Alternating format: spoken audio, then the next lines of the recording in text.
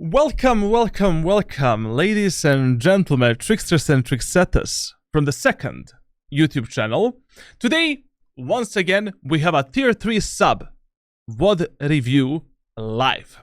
If you want me to review your VOD, make sure to join my Discord server, subscribe as a tier 3 sub, and I will definitely do a VOD review on your VOD. You can do one VOD in a month, so basically, plus you unlock all of these rooms right here, plus you unlock the ranked playbook. Also, on my Discord server, you can win the free giveaways that I'm doing on every 50 Twitch subs. Like tomorrow, I'm making a new giveaway, so make sure to join my Discord server. Now, today at the coaching table, once again, we have PVK that we've already reviewed, like, I think 2 times thus far. He also is doing some training routine that I have given him previously.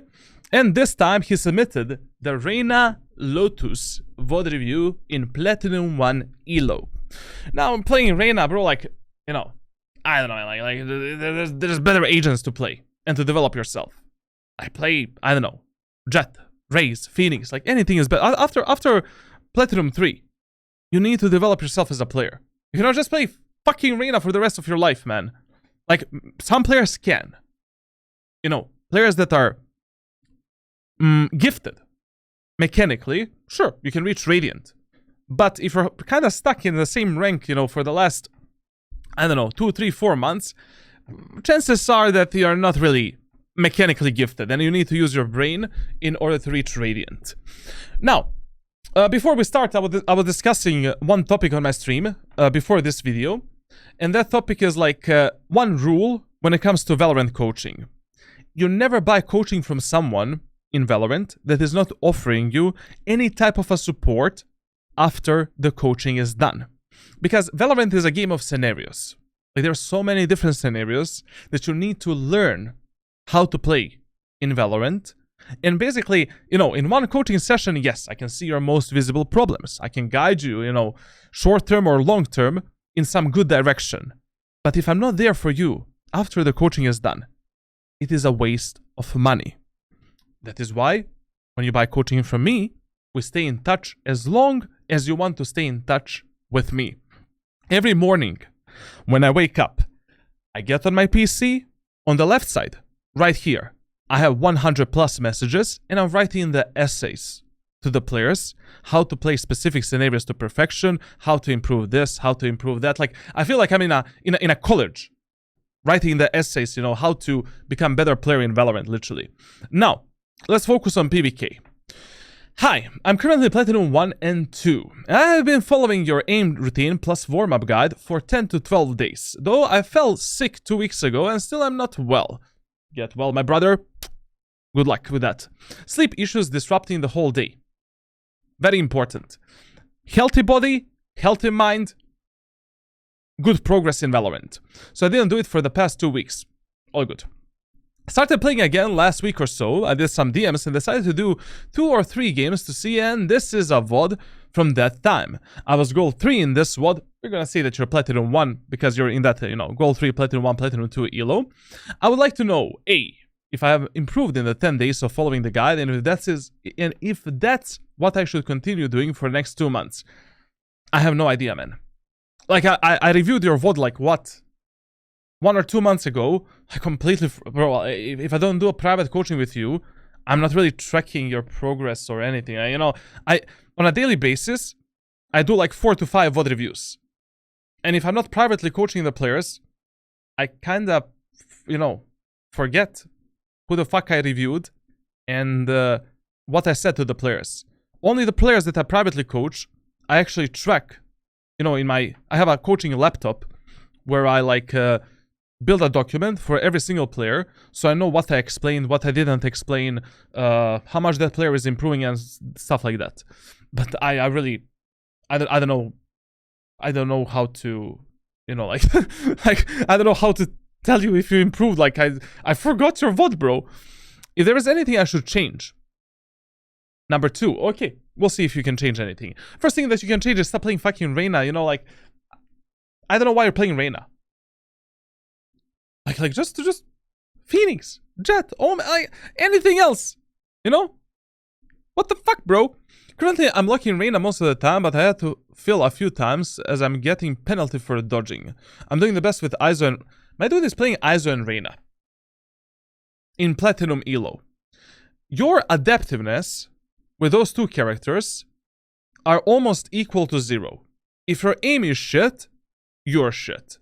And as a Platinum player that is maybe, you know, hard stuck in this Gold and Platinum Elo, bro, like literally, I don't know what to tell you. You don't need to play Omen. Here he says, like, Omen didn't work for me, probably because I don't know how to use him well. Any suggestion on agent other than Omen?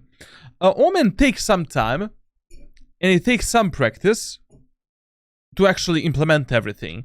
But Omen is such a rewarding agent in a long run. Why is Omen rewarding? Because once you master the Omen, every other agent is a piece of cake, except maybe Yoru. Because, you know, with Yoru you need to develop lineups and shit like that. But Omen is very intuitive character. Like, a lot of the smokes, you know, once you learn how to play one map with Omen, based on your intuition, and if you're using your brain to the full capacity, you already kind of know how to play other maps as well. You just need to know, you know, the one-way smokes, the best execute setups and retake setups, which you can all find on my Discord server. You know, if you sub on my Discord, you have the access to the ranked playbook. I think I completed like 6 maps with Omen. Only 3 are left, like, you know, Fracture, Pearl, Icebox, and Breeze. But Breeze I'm gonna cover this week. So, I don't know, like, but if you don't like Omen, you don't need to play Omen. If you're a duelist player, like, play Jet. Play Phoenix. Phoenix is better, to be honest. Like, I feel that in Platinum, Diamond, and Ascendant Elo, it is 10 times easier to grind the ranks with someone like Phoenix rather than Reyna. Because Reyna is really like, you know, hit or miss. Like, if enemies are mechanically better than you are, you know, you're playing against some Smurfs or, I don't know, like, players are just mechanically better, you're kind of fucked. You know, there's nothing that you can do actually to win that match. But with Phoenix, you know, we have the Molotov setups, wall setups, pop flash setups, ultimate that is 10 times better than the Reyna ultimate. So I would just recommend you, you know, if you're already a Reyna main, switch to the Phoenix. You know, play the Phoenix and maybe raise Jet, someone like with a higher sustainability and higher adaptiveness as a character. I was having a really good win percentage and KD and everything, almost 70% win rate, but when I was Platinum 2 80 rank rating or so, I decided to grind Platinum 3 that night and ended up losing 8 games or so in a row and fell back to Platinum 1. Absolutely retarded and stupid. Guys, stop gambling.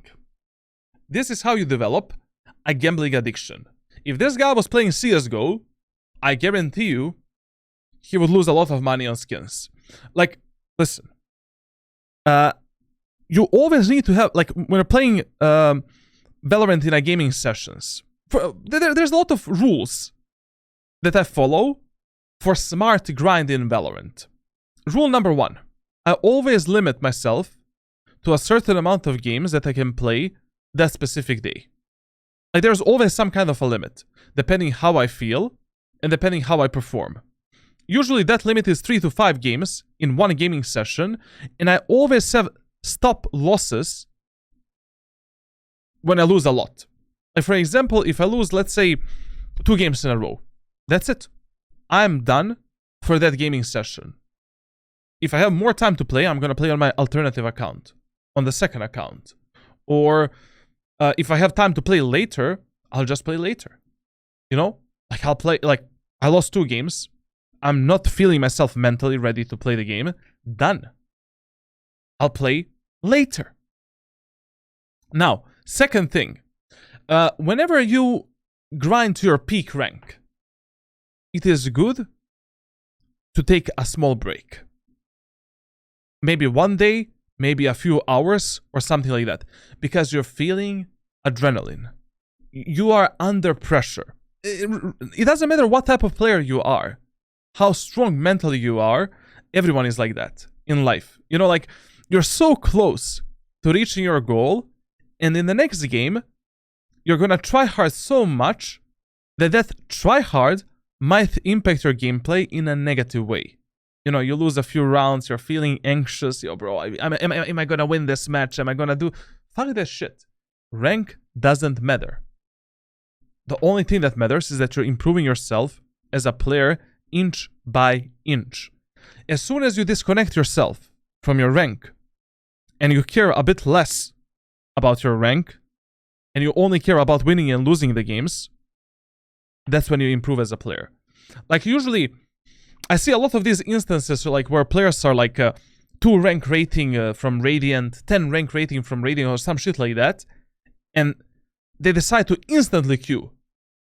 And then they lose the match. And then they're like, okay, we lost a match, let's win next 2. Then they lose another one. Okay, let's win 3. They lose another one. Let's win 4. They lose another one. Let's win 5.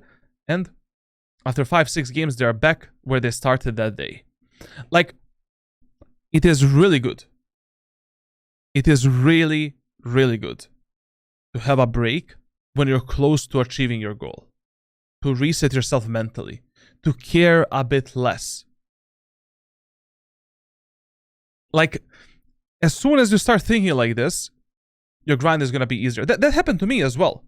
Last act, I was 2 rank rating away from Radiant. And I was, you know, even after reaching Radiant 20 times, I was still under pressure. You know, I wanted to win that game. I really wanted to win that game to get a stupid Radiant gun buddy. And then what happened? Like, I lost a game. Then I lost another one. Then I lost another one. And then I needed to win next day 4 matches instead of fucking 1.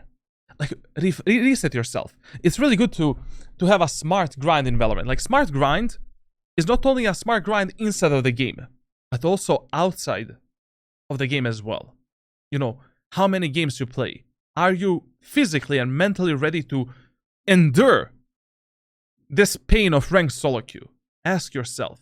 Ask yourself. Now, I have noticed that after 12 a.m. or so, people vote to FF a lot and troll, and it just gets worse after 2 or 3 a.m. That is another advice that I give to every single player that I'm coaching in my private sessions. You're never playing early in the morning, and you're never playing late at night. All of the mental gorillas in the jungle come out of the bushes, and they're like, they don't give a fuck anymore. Early in the morning, players just woke up, they're not ready to play the game. Late at night, who knows with who the fuck you're playing? Maybe you're playing with a guy that lost 10 matches in a row, and he doesn't give a fuck anymore. Maybe you're playing with a guy that won 10 matches in a row, and now he's mentally exhausted from carrying the games, and he is expecting to be carried again. Generally speaking, when I'm grinding on my main account, I usually play between 12 p.m. to around 11 p.m. maximum. Like, that is the time frame that I'm using. Of course, you know, like, Valorant is not your life. You have a job, you have a work, you have school and stuff like that. I know that some players cannot follow these rules to the core. Like, for example, I also avoid playing at weekends as well. Like, playing at Sunday and Saturday. You know, like, environment is crazy. So, you know, like, usually the optimal time to play Valorant is during the weekdays between 12 p.m. and 11 p.m. But not everyone can follow that, of course. Like, I mean, Valorant is not your life, unfortunately. Now, actually, fortunately. Do you think I'm coping, or is there some truth to this? Absolutely. Absolutely. Like, players are 10 times worse at night and 10 times worse early in the morning. Not because they are bad in terms of the skill. They don't give a fuck anymore. If so, would you recommend not to grind at night? Already answered on that. Or am I imagining this and just coping for the 8-game loss streak? You're not imagining, you're just stupid. I'm kidding. Also feel like I tilt Q a lot. How to avoid it? I just explained. Playing competitive games is like being addicted to the drugs. Literally. Like, you get dopamine when you win a match, and you get a hard fucking, you know, depression when you lose a match, especially in Valorant. So, you know, when you lose one game, you're like, okay, I'm gonna win next 2. You lose another one. I'm gonna win next 3. And soon after that, you find yourself in the 10 losing streak and in the red carpet. Like, it seemed like a gambling mentality, you know. You lose 10 bucks, 20 bucks, 50 bucks, 100, and soon enough, you're selling your mother to Albanian landlords because you don't have money to pay anything in your life. Think about it. Now, also, I was wondering, what are your thoughts on duo or trio queue? Sure. You know, if you can abuse duo and trio queue, you have some good players to play with, sure, do it. I mean, anyways, after Immortal 1, like, you're only gonna be duo queuing, and I feel that after Immortal 1, the game becomes less enjoyable, because you cannot, you know, triple stack, 4 stack, you cannot play with your friends, to be honest. And as long as you can abuse, you know, duo, 3 or 4 queue, 5 stack, I have nothing against it. Like, you should do it, even if you're getting carried or boosted or something like that. Like, at the end of the day, Valorant is a game. You know, you're playing it to enjoy it. And this game, from my perspective and in my opinion, is the most enjoyable in the team play environment, at the esports levels, in the high Radiant elo lobbies, and when you're playing with your friends. Like, playing solo queue, especially after you reach Radiant 1 first time, it is such a pain. It is just pointless, man. You know? Like, you'll have your time to play solo quite a lot. So, if you have someone to duo or trio with, do it. I tried trio queuing and it was much easier as they listened to me. And I was always able to easily frag as Reyna since they smoked and held flank for me. Not in this VOD. But I'm not sure if having a trio is kind of like taking the easy way since you always focus on solo queue strats. No. Listen. If you can duo queue, trio queue, 4 queue, 5 stack, do it as long as you can do it. Like, it's okay. You know, like, anyways, you're developing yourself as a player, as long as you're not getting really boosted. Like, boosting is the worst thing you can get in Valorant. You know, like buying a boost, that is the most pointless shit that you can do. Like, coaching is good. Even, I don't know, creating a new account with better MMR to grind is good. So you can learn, you know, from a bit higher elo lobbies and higher elo players. But boosting is, like, a waste of money, and I just don't, you know, I don't know what type of mentality you need to have to get a boosting in Valorant. Like, literally, it's so easy to drop the ranks, so easy to grind as well. Like, I have no idea why would anyone buy the boosting in this game. Like, you know, your Radiant icon is not gonna give you the girls. You need to go to the gym and become a millionaire. Now, let's see the tracker. So this is his tracker. I mean, we already reviewed this guy, like, I think 2 times thus far. Yeah, he started in episode 6, Act 3. Fennec, playtime is still missing a bit, but it's getting better. It's good. This act, he is at 52% win rate. He tried Omen last act. Omen didn't really work for you. No problemo. And this act, we're grinding on Reyna and Phoenix. But yeah, look at this. Look at this. Phoenix, 56% win rate. Bro. Brother, mother, father. You know? Like, Phoenix. Muy bien. Muy bien. You see, your performance on Phoenix and Reyna is identical. But Phoenix is able to control many more scenarios compared to Reyna. It doesn't make any sense to play Reyna in ranked solo queue after like Platinum 3 or some shit like that. It is so much easier to carry these games with some Pop Flash character, Dive Duelist, Omen, anything else basically. Like, I see that Omen is not really your character, so I'm not gonna force you to play Omen. Neither you should do that. Like, Omen is not for everyone. It takes time to learn the Omen, but top 5 agents for grinding ranked solo queue are Jett, Omen, Raze, Phoenix, and Chamber.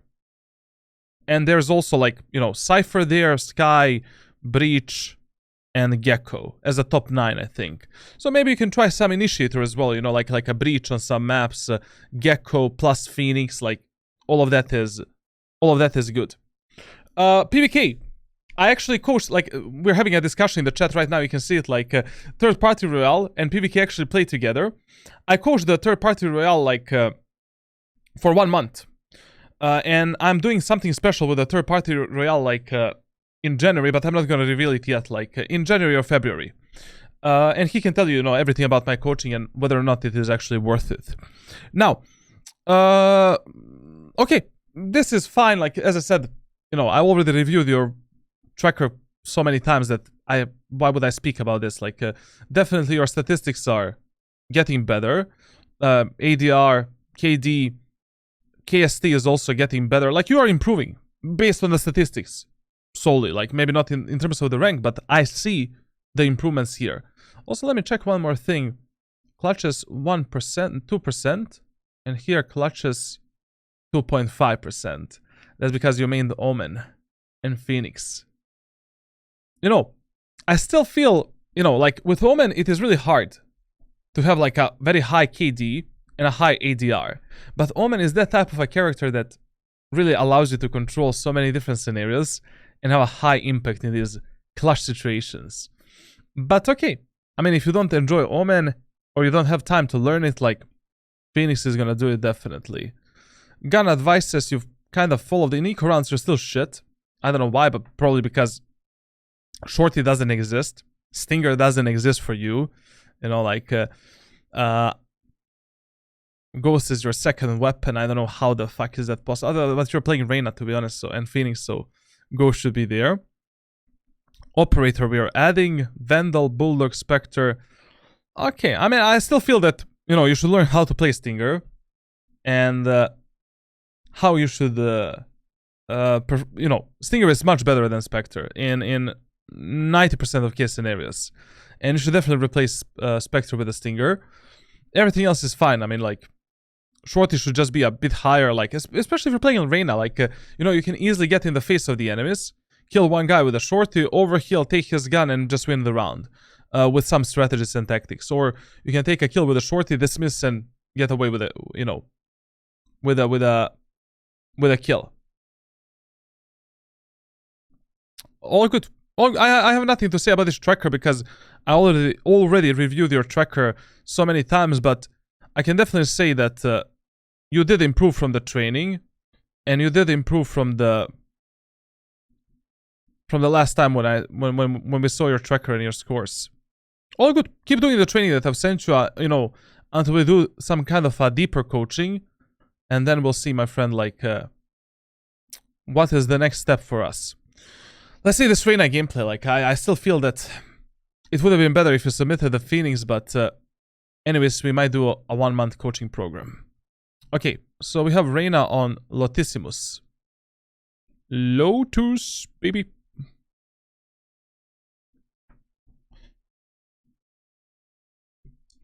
You did a live VOD review with me a long time ago. Jackies, what did you play? I don't remember.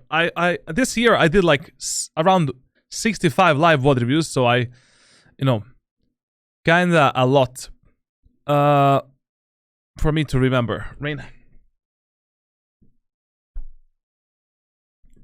I was actually going to send ISO, but I was like, yo, I might get banned. Fuck the ISO, man. Fuck the ISO. Really, like, I feel it is not worth touching ISO until maybe, I don't know, Immortal 1? You know, at that level it's okay, Immortal 2, 3, 1, but before Immortal, like, just play something easier. You know, Phoenix is good, Jet is good, Raze is good, stuff like that, you know. Also, PvK you can play with a third-party royale. You know, I'm gonna coach both of you, so... And also, guys, listen. For all of the players that I've coached, soon, on my Discord server, I'm going to make a LFG group for every single player that I've coached. So you guys can play together and actually implement the strategies and tactics together. You know? Like, if I coach 2 players, they can easily carry, you know, do a Q carry, like, every match, basically, in solo queue. Like, so I'll do that as well, like, on my Discord. In just a second. Enable the cheats. 30 seconds left. Let's see what's going on here. We're starting on the attack, huh? Okay. Good. Okay, now listen, guys.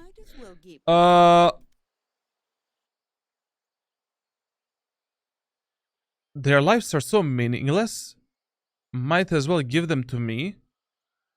Isn't that what Evelyn says in League of Legends? Isn't that the same voice line? I never noticed that. Like, what the fuck? Okay, listen. So, Lotus. Very simple map. On the attacker side, your primary focus is the C site in the first 3 rounds. So, first 3 rounds in a row, you should do a push on C.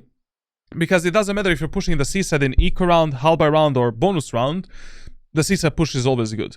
Most of the players on a defender side, in the first few rounds, they're gonna only put a sentinel on C. So basically, you will be playing against maximum 1 or 2 players on the C side at that moment of time. C side is also great for the post plant, so it makes more sense to push the C side rather than anything else. Your secondary focus is the A side, and putting the pressure onto enemies on A if the C side is not working for you, or just to add variations to your pushes. And the B side is your third focus, and the side that you're pushing if the C side and A side are not working, or maybe for eco, halberd, etc, etc. Now, why are we pushing the C side in the first 3 rounds? To create an unpredictable pattern of pushing and to fuck up the enemy's mentality. Like, if you push one side 3 times in a row, in the 4th round, it is so easy to fake the enemies on that side. Like, in the 4th round, you can just drop one piece of utility here, or send one of your teammates, and enemies from B side and A side might be pulling fast rotations, or fast flank and lurk, which you can capitalize on, and just destroy the enemies. If I'm playing Reyna in the first round of Lotus, I would just buy a Ghost, obviously, and I would buy the Leer. I'm not buying the Dismiss on the attacker side. And your job in the first round is the following. Hey guys, let's push C side. You're always jump spotting this angle before your teammates even have a chance to pick the enemies there. Always. Jump spot, bam, reveal the enemies. Now we're pushing forward, clearing this. We're never fighting the enemies on the side. Jump spot the enemies there, clear that position, and now we're pushing with the Leer. Now, when it comes to using the Reyna Leer on C side, to be fair, the best Leer is this Leer. You know, like, this Leer kind of covers every position. Like, the perfect Leer for the Reyna on C side is the Leer that goes right here. Like this. Because this Leer completely blinds an enemy that is here, an enemy that is here, enemy that is here, and enemy that is here. So the only angle that you need to clear as you're pushing into the C side is that, this, and you're moving in. Danzo. So, if you have time to do this Leer, this would be the best shit ever. Now, everything else, you know, depends on your teammates, and then depends, you know, how we're pushing the side. Let's see what happens. Careful here. Okay. I'll find you. So enemies have a Killjoy, Sage, Jet, Brimstone, and Raze. Okay, based on the enemy's team composition, Killjoy is probably gonna play C side. Raze and Brimstone are probably going to, and Jet are probably going to try to take A main area of the map every round, and the Sage is gonna be B side. You know, like, you need to have that game knowledge as well. Like, already based on the enemy's team composition, you can kind of pre-assume, you know, where the enemies are gonna play and what is easier for you to push. Like, in this round, I would definitely expect only Killjoy to be on C side, or maybe Killjoy and Jet. That Leer was so stupid. Good clearance of the smoke. Oh, yo. What the fuck is that flash? Listen, man, like, basically, it is very important where and how you use your Leers with a Reyna. So, let's discuss that topic. So, when do you want to use the Leer? Up in the air and Leer down in the ground. So, we're using the Leer up in the air when we are pushing, when we are retaking the bomb sites and when we are pushing into the sites. And basically that Leer, that flash, needs to catch as many different angles from which enemies can kill us at that moment of time. So for example, if we are pushing the C site, we need to drop a layer, basically like this, or a layer like this. So we are covering as many angles as possible as we are pushing into the site. Now, when do you want to drop a layer down in the ground? If you're fighting enemies around some kind of a corner, you know, around some object, such as, for example, mount here, the best idea and the best way of using your utility is using your flash on the opposite side, down in the ground, from the location from which you're peeking the enemies. So for, let's say for example, I don't know, we're fighting enemies around the A side here, for an example, and enemies down there. Like, I would drop the layer here and then peek that enemy to distract him and to make him think that I'm peeking from the left side in this specific example. But if I'm fighting an enemy, let's say here, for an example, I'll drop a layer like this to blind the enemy that is there and to do this. It is extremely hard for that enemy to do this and then to do this.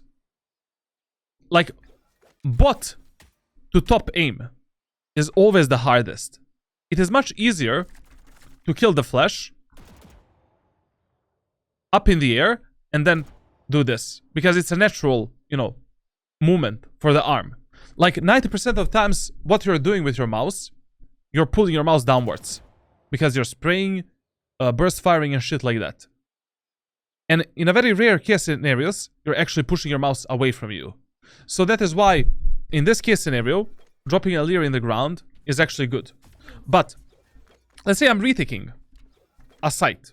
So I'm retaking, I don't know, B site for an example. I don't want to drop a layer like that. It's not effective enough.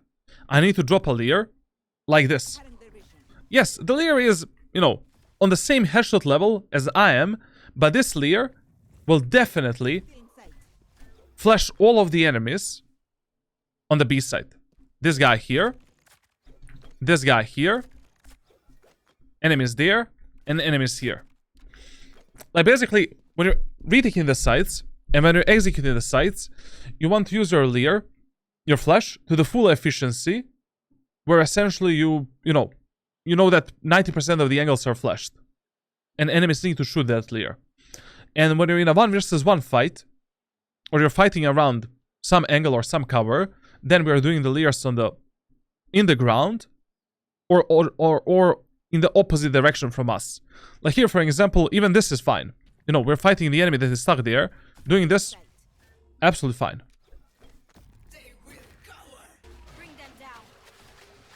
Oh, listen, man. Like, first of all, this is our Omen smoke.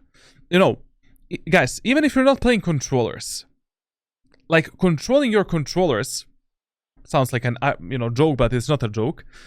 Is very important. Like, every single player in Valorant should understand what is a good, bad, and optimal smoke, and what is the danger of a specific smoke. If I saw this smoke in my ranked game when I'm pushing the C side, from now on, I would always be telling my teammates, hey guy, Omen, brother, that smoke that you did for the backside is shit. We can maybe use it in an eco or hull by round, but we cannot use it for the push on the actual site. So for example here, you know, bro, we need a smoke here. We need a smoke here. Deal done. This, I don't know.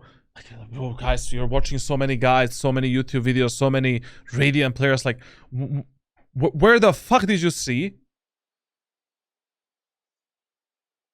that anyone is doing a smoke here in the first round?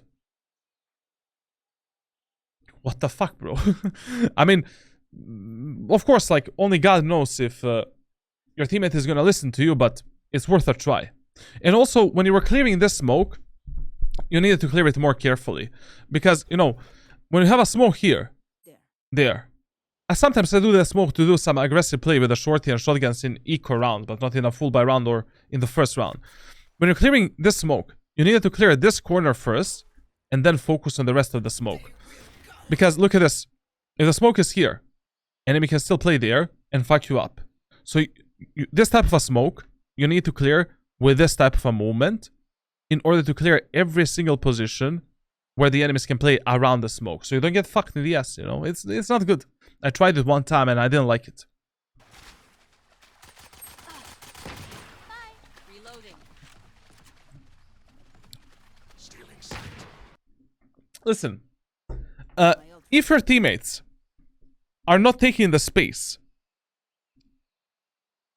if your teammates are not taking the space with you in the CT area of the map and in the waterfall, and enemies don't have any abilities that can be good for the retake, such as Killjoy's ultimate, Rey's ultimate, or something like that, you don't need the CT control. And don't even try to get it alone. Right now, it is extremely important for you to stay alive and to refrag your Fade and Jet, because enemies can they spit on your teammates and your teammates are dead. So basically right now, we need to fight together. And we need to use the lives of our teammates to play with them and to refrag them. If you die right now, the round is over. Plant the spike. This was extremely risky. Extremely fucking risky. And not worth it at all. Literally not worth it. Even now, you're 40 HP. Fade is 10 HP. Jet is 30 HP. Raze is alive. She has the nade. She also has a sheriff. I don't know what to tell you, man. I also, you know, like, here, you know, okay, let's discuss this topic. Whenever you end up in a postman scenario, so you take a bomb site control, your focus is not anymore what you should do, but your full focus, like, you ask yourself two questions. Question number one, what is my win condition? How can I close out this round and win this round right now? What I need to do? If enemy Killjoy has the ultimate for the retake of C-site, we need to push enemies aggressively into the waterfall or into the CT. If, you know, like, if two of my teammates are low HP, I'm fully focused on refragging those two teammates and making sure that I capitalize on their lives, use the heal to heal myself and flush the round for my team. And the second focus is what the fuck are my teammates doing? You know, where the hell they're playing? Are they like, you know, playing aggressively, passively? And your full focus is playing the refrag game with your allies. And here, when you're repositioning right now, you need to pay attention, like, you know, what your teammates are covering for you and where the enemies can be at this moment of time. Yo, is Shadow Gaming Wall Street, man?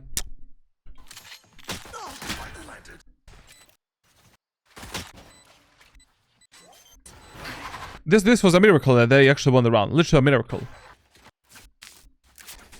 Now, I said already at the start of this VOD review, the best pattern of pushing on Lotus is 3 times in a row pushing the C site. To apply the mental damage onto the enemies, so that you have easier time winning the 4th round. And C site, it really doesn't matter if you push it in eco round, hull by round, bonus round, anti-eco round. Like, in every round, it's totally fine to push the C site.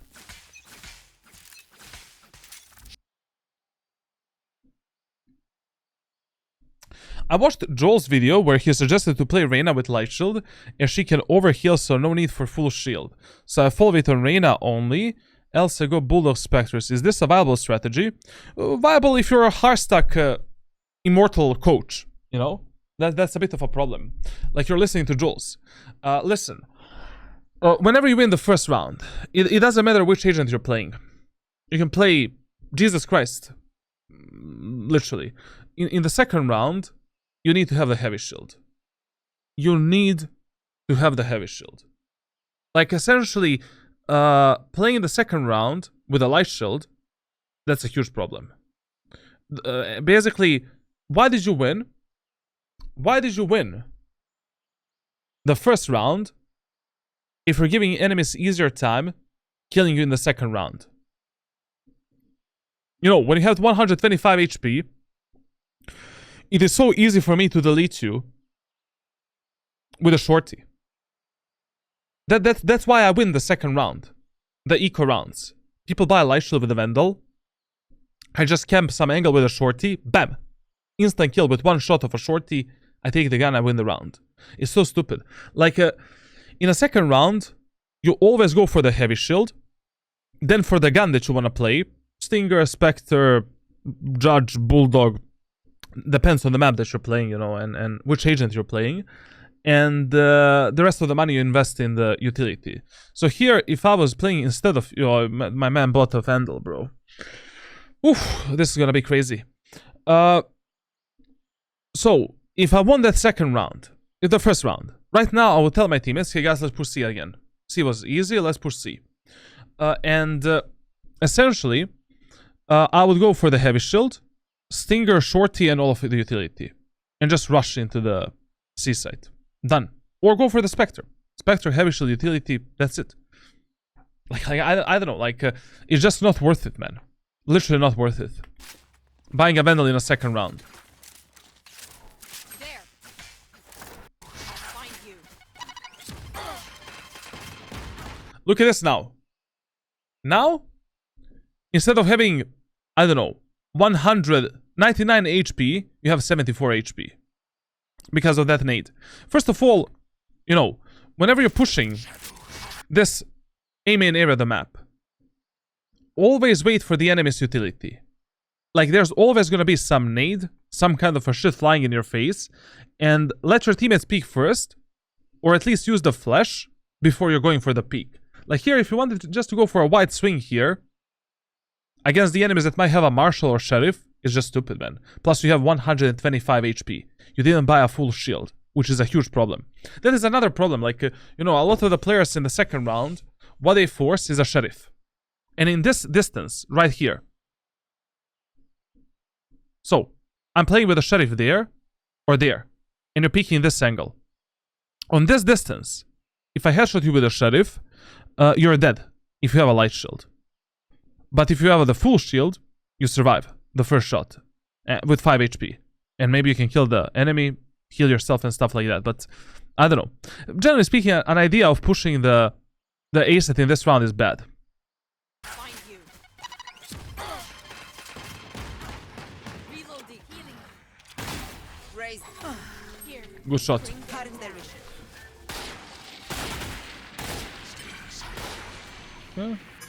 Listen. Whenever you're pushing a set of Lotus, it doesn't matter which agent you're playing. Always focus yourself primarily on pushing through the tree. I know that it is a bit dangerous right now because enemies, you know, might have the close range weapons, but anyways, it is dangerous to push through here as well.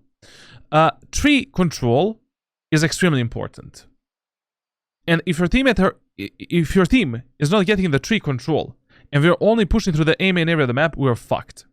So, if you're playing, you know, in this round, after getting that kill onto the race, I would have instantly put my full focus on clearing the doors. So, I would just do this, open the doors, wait to see if any enemies are here, no enemies there, flashing that corner, so I flash that enemy, clearing this, and moving forward. Like, pushing the A site without the tree control is a Sudoku. Literally Sudoku. Plus, your Omen is pushing with a spike right now. Only God knows what that Omen is gonna do. And please clear the box on the left side. Always clear this angle when you're pushing through the A main area of the map.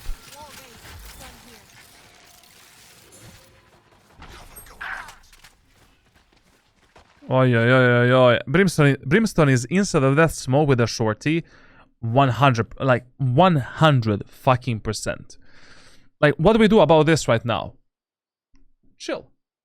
We don't need to plan the spike at 1 minute. We don't need to plan the spike at 20 seconds. As long as we have 4 seconds to plan the spike, and we are preserving the numbers, preserving economy, and playing with our teammates, we win this round. So right now, I wouldn't even push in the site at all. I would just focus on killing this Sage, waiting for smokes to disappear, and then fucking up the enemies on the A site. This is very dangerous. Enemy spotted A. Healer down. Embarrassing. One enemy remains. Okay, they actually played at the back side for some reason. I don't know why. Here. Here. Okay. Back on the C site.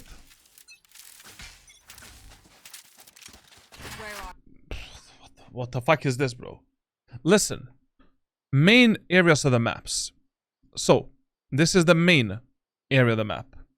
This is the main area of the map. This is the main area of the map. You never want to die and to risk the 50-50 duels here, here, and here. If you're dying in these positions, you can do something better. Or if your teammates are dying there. Like, first of all, main areas of the maps were never dry peeking. Dry swinging. Never. Because you're in a huge raw angle disadvantage. You never know where the enemies are playing, which off angle or on position they're playing at that moment of time, what type of a setup. And in the main areas of the maps, we always follow 4 rules. Rule number 1. Main areas of the maps, we're always jump spotting before our teammates even have a chance to pick that area of the map. If we're just pushing fast. So if the call is, hey guys, let's push C.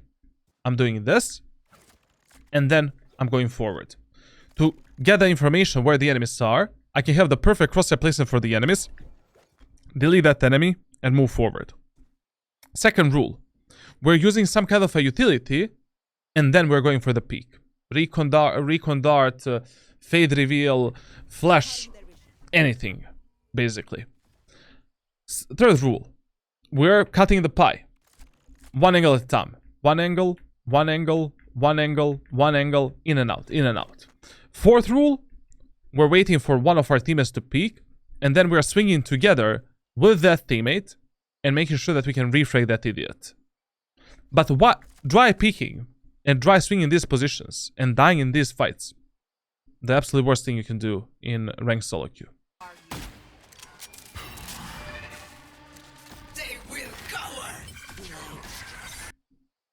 Please, man, like, whenever you are pushing through the C-long area of the map, always clear this angle. Even if your teammates are using some recon, you never know how good or how bad of a reveal your teammates are gonna do. Check this corner. It takes 1 second, and it might, save your life. Now, second thing, if you're pushing onto the C side, you need a layer somewhere here. Why would you drop a layer there? I mean, how does this layer make sense for you? Like, for example, enemies can peek you from here.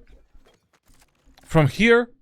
Why wouldn't we flash every single corner at that moment of time?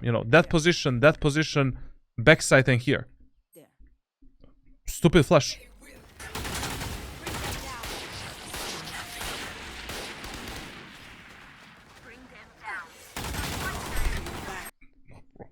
What the fuck was that omen? What the fuck was that omen teleport, bro? Spike down, C. Also, listen, guys. Even when you're playing Reyna, you should keep the shorty as a primary secondary weapon. Why?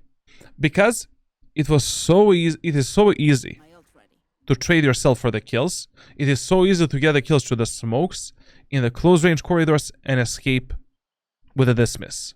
So here, for an example, even I have the ultimate. I would push this smoke with a shorty, take an easy kill in the smoke, get the fuck onto the site.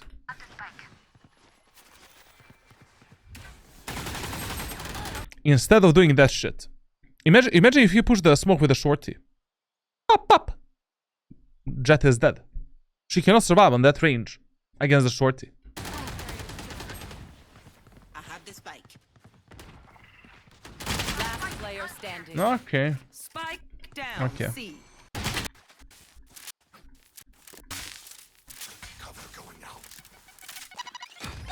Okay, this is not bad, actually. That layer is absolutely terrible, and you know already that it is terrible. Like, basically, Reyna flash should never be on your headshot level. But never. It is fine what he did right now. Why is this fine? Because enemies never really push the A main area of the map Raze is only wasting the nade. Like, what Raze is doing is just a waste of the nade. Like, you are never using the Raze utility in this specific way. Like, if you're not fighting the enemies, if you're not pressuring them, if you're not making some easier fight for yourself or taking the space, just waste of the nade. So what he did here was a bit risky, but not bad. But he should have done the flash like this and then go for the peek.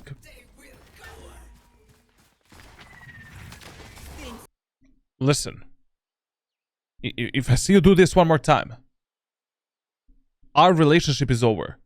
This is exactly why I hate the Reyna mains. Like, bro, wait for your team. It's a team play game. You know, it's a 5v5 tactical shooter. Like, you're doing a flash and going in alone into the site while 4 of your teammates are chilling in the A main area of the map. Stop! Wait a minute! You know, chill a bit. We don't need to push this fast. If our teammates are slow already, play with them. You know, especially in the first few rounds. In the first 4 to 5 rounds, your primary focus should be playing the team play game. Refrag potential, retake potential, contact and stuff like that. Wait. We damaged the enemy's economy quite a lot in the last few rounds. If we win this round, we're off on a very good start of this match. So right now, you know, my teammates are not following me. We took the A main space. Enemies have no idea what we're gonna do next. Chill. Chill. You don't need to do anything. This is just a suicide, man. I know that a lot of Valorant players wanna, you know, KYS. In-game, of course, but just chill. Reyna moment. Literally, like, chill. Like, wait for your teammates. Especially when you're playing a duelist. You're focusing on your team and on the enemy's team as well. If your team is not following you up, wait for them. It doesn't matter if you're pushing the A bomb site against 2 enemies or 4 enemies. As long as we are playing together and playing a refrag game. Like, how are you planning to push the site alone? Like, do a flash and kill everyone alone? Why are you making your job harder than it should actually be? Make it easier. You know. Waiting for the team sometimes won't screw up the timing. Timing doesn't matter. Literally doesn't matter. It's still a team play game. It is better for you to push together 5v4 onto a site where there's 4 enemies than you pushing alone in a 1v2 fight. This is especially important for the jet mains. I see a lot of jet mains. They are forcing the push way too much and their teammates cannot follow them up. They dash in, take the space, they're fighting 2 enemies alone on site, they die, what then? Your teammates cannot push. You just use the dash. We use the dive duelist. Chill. Now your teammates are fucked. Yes, sir.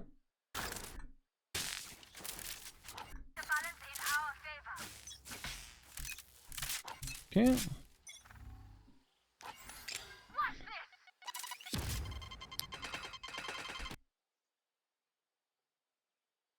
I'm not gonna give any comments.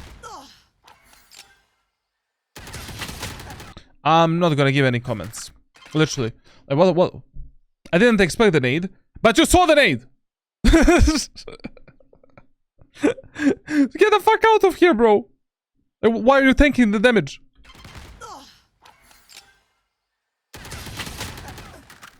I don't know. Anyways, here is another advice for you guys. Whenever you're eco or hull buy on the attacker side, it is 10 times better for you guys to play together rather than playing alone and splitting the map and defaulting. The less you default on the attacker side, you'll have higher chances of winning that match. Like, basically, defaulting and doing this type of shit is only good in 2 case scenarios. First case scenario is we are reading the enemies. we have some kind of a read onto the enemies, and basically, like, enemies are consistently pushing us, pressuring some. The enemies are very repetitive, and you think you can fuck up one enemy by defaulting? Sure, do it, make the numbers advantage, and then push something together. Second time, when defaulting is good, is when you have no idea what to do next. Like, literally, you did every strategy, every tactic, nothing worked for you. Not a single push onto A side, B side, C side, split this, split that, fake this, fake that. Then you default. And fight for the kills. Fuck it. That's the best you can do. But before you get to the point where you default, there's always something better you could do. In this round, we can push 5 as C. C worked for us. We usually got the C side control. We usually planted a spike. Let's push C. We didn't try B side. We don't know how enemies are playing on B side. Maybe we can split B. Enemies are not fighting for the A main area of the map. Tell the Omen to smoke this. Tell the Omen to smoke this. And split the B side.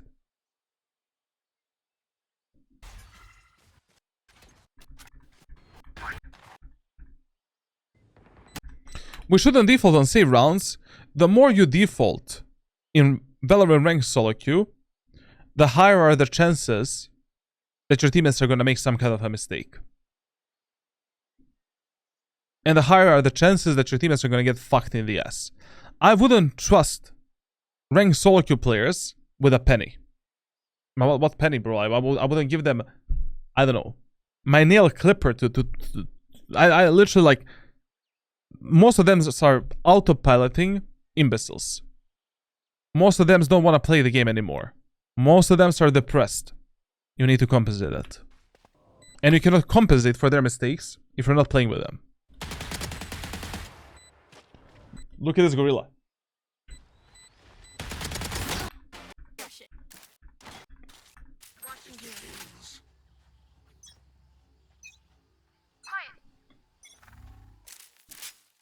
Also, this is something that I would recommend you to stay away from. So when is lurking and flanking good on the attacker's side? So lurking is only good if, once again, you have some good read onto the enemies. Like, basically, you think you can punish the enemies with that lurk, you can take some additional space, or if the 5-man pushes are not working for you. But the 5-man pushes were working fine. You lost the 4th round because you were... you lost the 3rd round because it was a bonus round. Okay, fine. You lost the 4th round because you were an aggressive gorilla, forcing a 1v1 fight, and you didn't wait for your teammates. You lost the 5th round because you played default, and you went for a solo kill when there was no reason to do that. This round right now, we can lose as well, because we don't know how well our teammates are going to push into the C site. Are they going to clear the Killjoy's utility properly? And I wouldn't trust these guys yet. Plus, you have 0 reads onto the enemies. You don't know what, we know that enemies are playing passively on the A main. We know that a Sage is usually B-side player with a wall, and we know that a Killjoy is a C-side player with a setup. Right now, if the Sage does a wall there, you're fucked. Your teammates can start dying on the C-side, and what then? What now? Huh? Hello? Habla español? Watching here. Now listen. Whenever the Sage does some kind of a wall like this, always destroy one block of that wall. If you already gave out your position, you started running here, you should have destroyed the block. Because right now, enemies know that you're either pushing A side or C side. They don't feel a single pressure onto the B side because they have a Sage wall. And for the next 40 seconds, enemies can live a happy life knowing that you're not pushing B. Plus, Sage will have the freedom to open the doors and to make the pinch out of your teammates in C long if we commit to the C push. Whenever you see the Sage wall, destroy at least one block to open that area of the map. I'm watching here. This is so fucked what you're doing right now, man. So fucked. So fucked. And you need to listen. Whenever you're clearing an area of the map where we have no idea whether or not the enemies are there, we cannot peel the corners. You cannot peel the angles. You cannot paintbrush them. You know? Samba, well, man. So, here, if I'm approaching this area of the map and I have no idea if the enemies took the aim and control, jiggle peek. Jiggle peek. Jiggle peek. Cutting the pie. Jiggle peek. Jiggle peek. Moving forward. Jiggle peek. Jiggle peek. Jiggle peek. And so on. Like, you cannot peel these angles like this and pray to God that you and drive around them. It's so stupid. But the main problem in this round was we're not playing with our team right now. Sage wall B, and we didn't destroy the wall at all.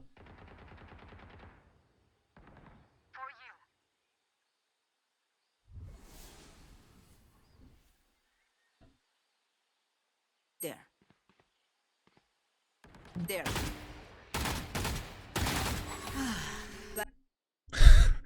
I love this, like, this is every single time I'm coaching or doing a VOD review of a Reyna player, bro, you are 150 HP. Like, just wait 1 second, ask yourself, did that guy even hit me? Do I need to use a fucking heal? Like, why would you instantly heal? You just wasted this one devour. You heard one guy on the A side? The guy's behind you, no? I don't know, listen. So, okay, this kill that you got here was really good. You know, like, it was really, I mean, good, like, Raze, I don't know why the fuck she was fighting you there. Now, you know, based on the previous rounds, Killjoy is the C player. Sage is the B player. Brimstone usually plays around the B, fast rotations. BA. Jet also. We heard that one enemy is on the A side. So, what do we do then? Either wait for our teammates and push something together, or isolate that one guy on the site and try to get a kill on the site. But here, when you made numbers advantage, 5v4, your main focus is, how can I play with my teammates to easily close out this round? Your focus is not anymore to get the kills. You've done your job. Your 9 to 5 work is done. Making the numbers advantage. Now, go back, reset yourself, and push together with your teammates. Like, why the fuck are we pushing alone additionally? Enemies know where you are. Enemies are gonna expect you in the CT. Why? Like, they are in an advantage now. Not you anymore. This discipline is such a huge problem for the duelist players in Valorant, and I totally understand that. But if you don't develop a discipline gameplay, where you're primarily focused on numbers game, you're kind of fucked. You know, every kill that you take, if you die for that kill, you didn't do anything. Like, literally, you didn't do anything. It doesn't matter.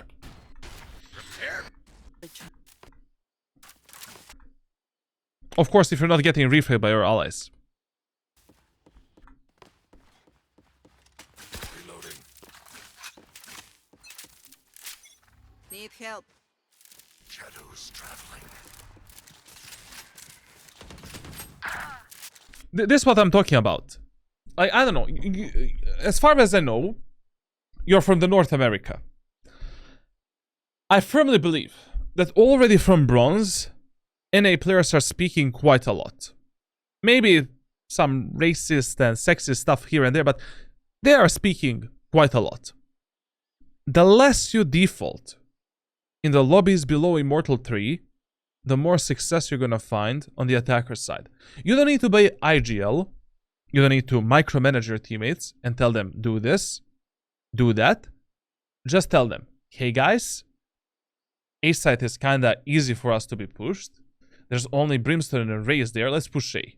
Or, hey guys, let's not default. Let's execute the C site. Let's execute the B site. Like, basically, it is stupid to play default game.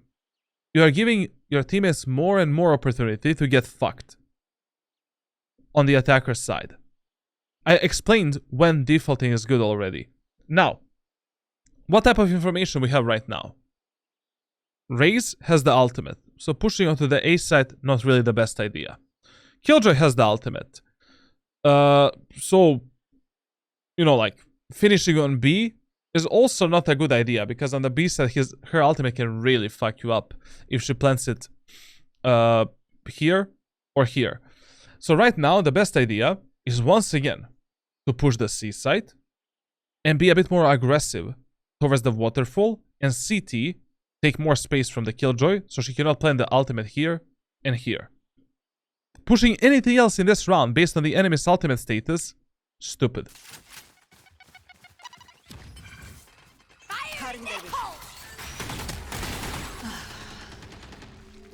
But if you're playing against that, Raze, obviously, you know, whatever. Now, whenever you are... It doesn't matter which agent you're playing. If you're approaching some smoke, always first clear the smoke and then pick up the utility. Don't let the enemies catch you with the utility in their hands while you're inside of the smoke. Never. Never. Like always, like, you know, smoke is here, sidestep into the smoke, clear the smoke, now do the paranoia, flash whatever, and go out. Now, once again, enemies know your location. We need to wait for our teammates. We are 4 versus 4. Enemy Sage has a revive. Even if you kill one enemy in the CT or in the tower, if that enemy is not Sage, you didn't do anything. You fucked up your fucking teammates. Stay in the CT, hold this angle, wait for your teammates to come, tell them, hey guys, I opened the A site. There's only one guy on the A site. Let's push A site. Let's push A site. NPC stream, you know, like, let's push A site. Like, this is stupid. My ult ready. You see, he got a kill. He got a kill. 2 of his teammates died. 1 of his teammates died in the A main area of the map because he was not playing with his teammates in A main. He didn't compensate it for their... because his teammates are boosted, basically. He took a kill, but now the enemy Sage has a revive. His teammates are 2 versus 3, and soon they're gonna be 2 versus 4.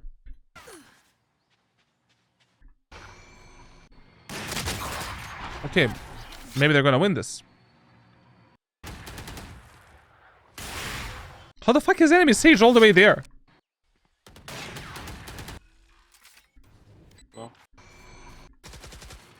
Okay, that was around somehow without Sage using the ultimate and Killjoy as well. Listen, if you're playing in the lobbies below Immortal 3, remember that when you're dead, you're just praying to God that your teammates are gonna win a round. When you do some kind of a good play, you need to like, you're like, you know, stop aiming, stop going for the kills. Use your brain. You already used the aim in some kind of a strategy to fuck up the enemies. Now ask yourself, how can I capitalize on this space that I have taken? And how can I support my teammates so I can stay alive, play the post plant, and disallow my teammates to make some kind of a stupid mistake? Here, after getting the kill on the Raze, just chill. Chill on this corner, chill inside of this smoke, wait to see what enemies are gonna do, what your teammates are gonna do, make the sandwich out of the enemies in A site, take the A site control, done. Plant the spike, play the post plant. When you're dead, you're just praying to God you're gonna win that round, or that your teammates are gonna win that round. Andrew, welcome to you, man.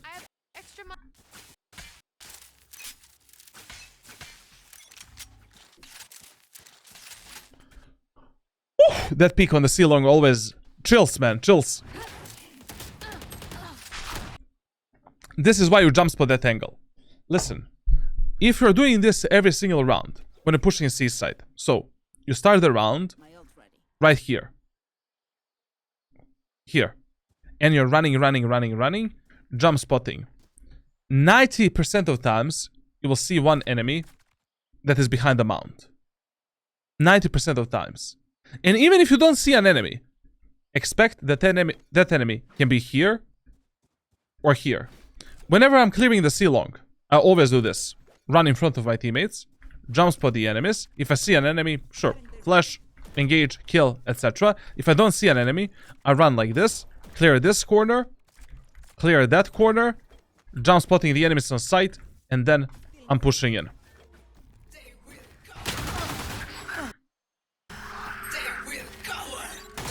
They will cower! That flash, once again, doesn't do anything, unfortunately. I mean, it's better than previous, to be honest. I don't know, how did you push right now with your utility in hands? I mean, like, you have no idea where is the Killjoy. Killjoy has the full setup for the C site. This first Lear was okay. My ult ready. Destroying the nanoswarm there, sure, fine. But here, right now, we don't have time for the Lear. You know, we need to have the gun in the hands, clear every single angle, because the enemy Killjoy can be anywhere. She can be here, here, here, here, here. Like, as we're pushing into the C side, we're pathing like this, clearing that angle, clearing this position, clearing that position, clearing that spot, and then maybe we can use the Lear to engage the enemies in the CT or backside, etc, etc.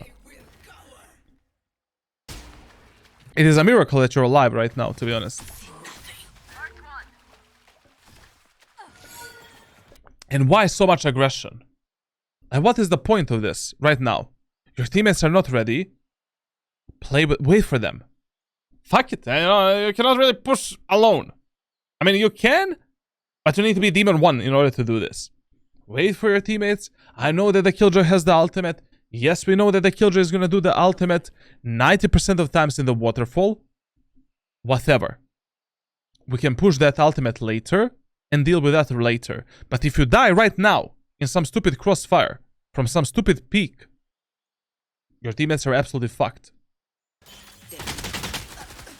Or if you die, you know, in this way.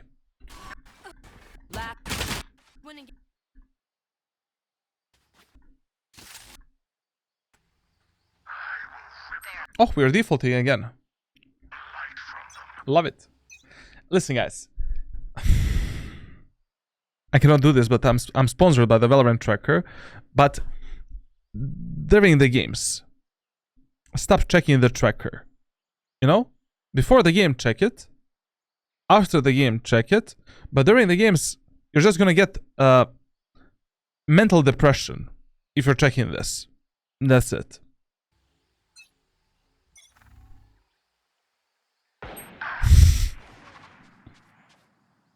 Okay.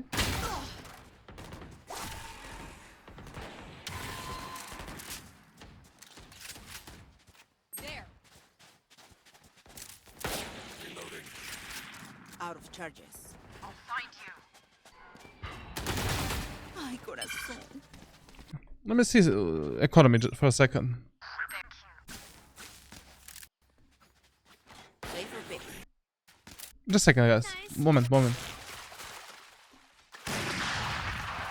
This place is nice. You see here, for example, with a Reyna, it is absolutely fine to go for the Vandal, Light Shield and Utility. Because you have the overheal. So if you don't have money for the abilities, you know, Lear and stuff like that, and for the Heavy Shield, I would sacrifice with the Reyna, Heavy Shield for the Light Shield. But if I have, like, let's say 1 Lear and 2 Devours, I would prioritize Heavy Shield over another Flash. Basically, as long as you have 2 Devours and 1 Flash, you're fine. But in this situation, I would actually sacrifice the Heavy Shield for the Light Shield.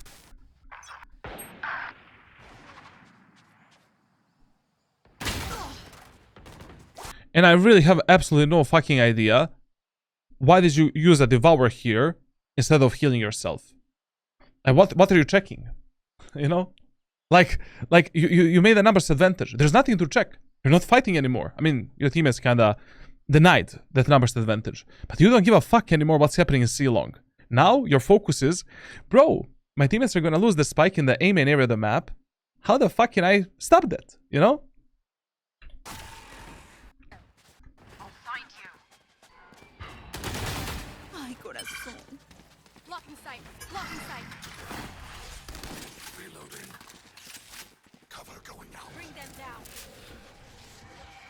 Cover going out. My dude is crazy, man. My guy is really fucking crazy. Why are you here? Just to suffer? Like, what are you doing in tower? Like right now, you see that your Jett is mentally, you know, kinda distorted.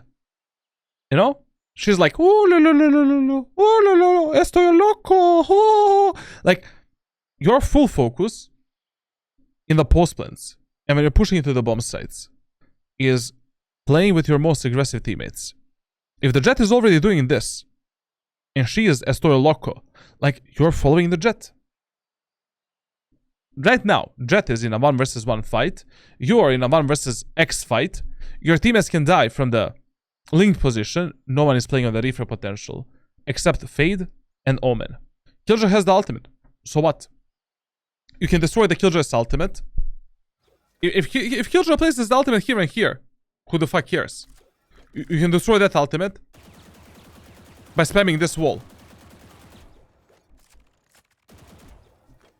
You know, if she plances there, easy kill. If she plances there, also that ultimate you can destroy. Like this. Who cares? But what Jett is doing is actually not bad. Because if the Killjoy places the ultimate here, we're kind of fucked. So Jett play is actually valid and good.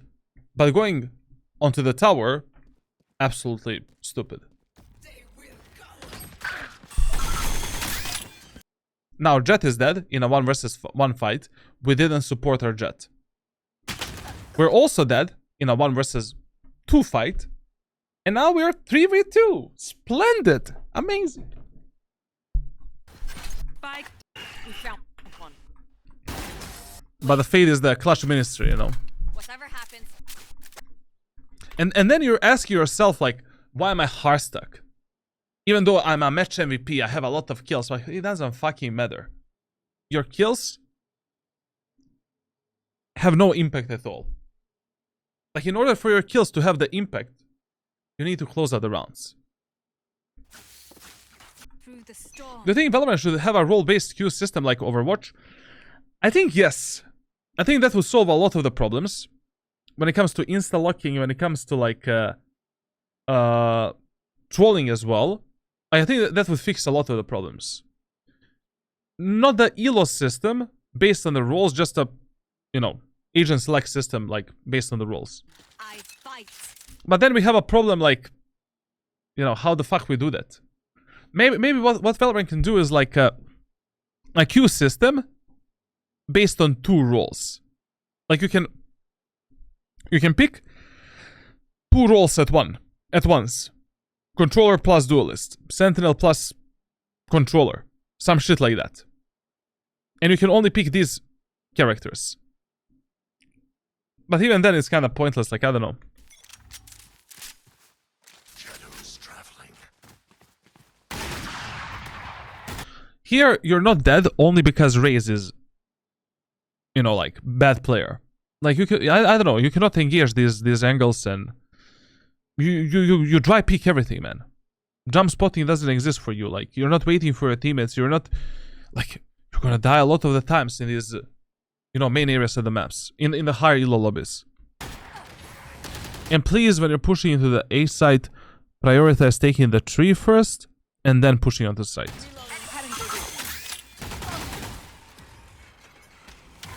And once again, look at this. He made a good play. You know, he got a kill. Instantly going into the CT. What now? Oh, now the Omen is there. Okay. This might be different. You know, that Omen support is actually good. So this is actually good right now. It can be good. Yeah, that's okay. Spike down A.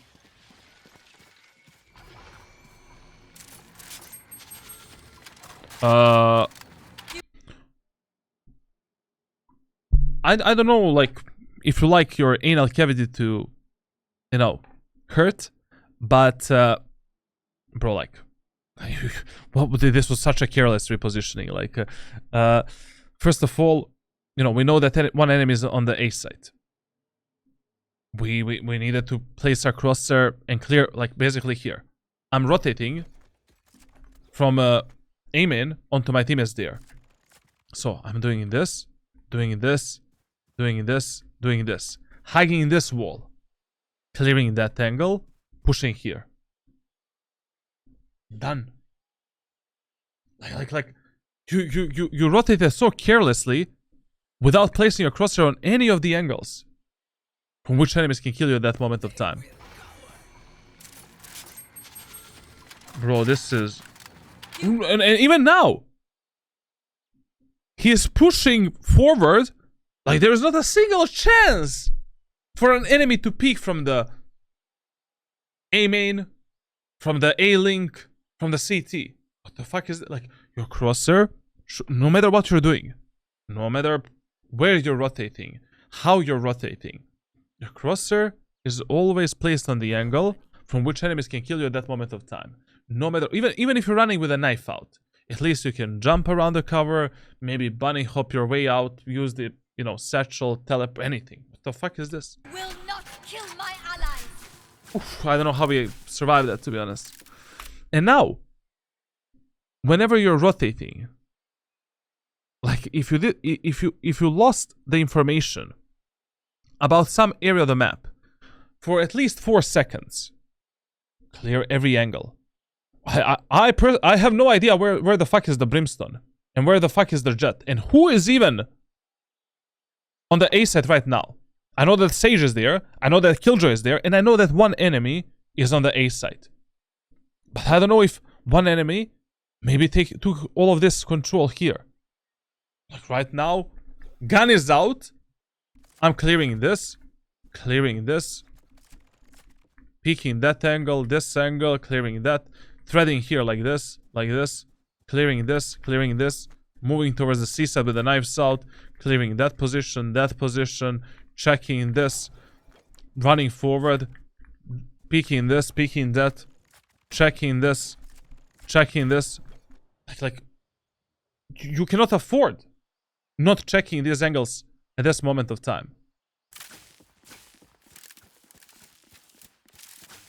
God help us.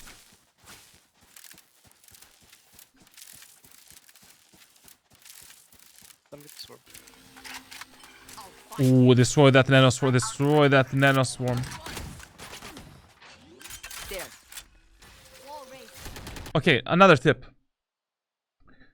If you don't have the smoke for the CT, or you don't have a CT control, like you don't have a control of this, even if you have a smoke, and you think that one enemy is here, fuck it.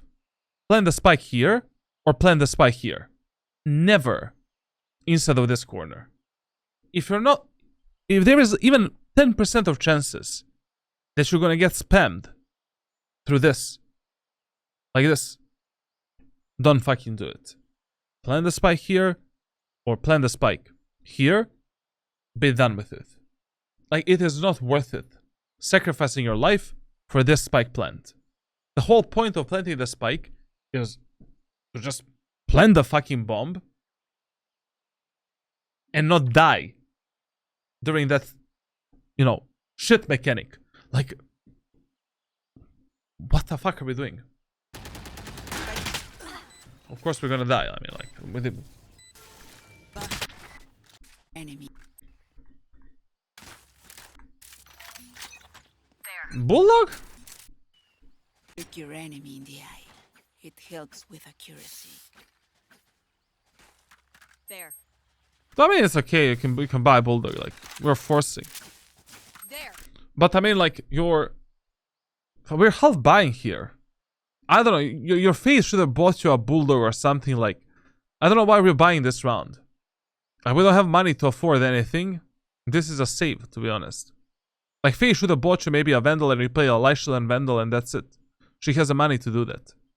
You know, your team's economy is yours economy as well. Yours economy is your team's economy. Like, it's still a team play game. There. Get out of my way. Cover going out. I have the spike.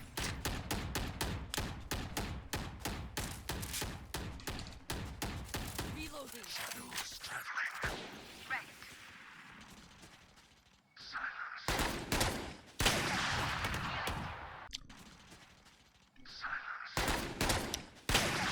Okay, that's just aim diff, to be honest. But anyways, like, if I was playing this game, if I see that 2 of my teammates got a kill, I'm done. I don't know, you're playing a very solistic game. You know, like, extremely solistic game. Like, you're not your team play is like 0 points. Like, you're only focused on getting the kills, and that's it. Like literally, just play with the team, and you'll be good to go.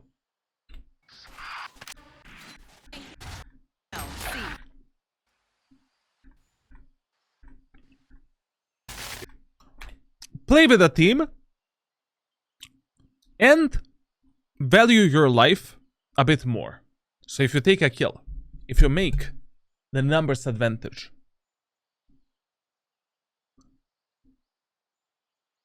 focus on refrag and that's it. Like literally, you don't need to do anything else. Like nothing else when you make numbers advantage. Just focus on refrag game, safely planting the spike when you can actually plant the spike and compensate for your teammates' mistakes.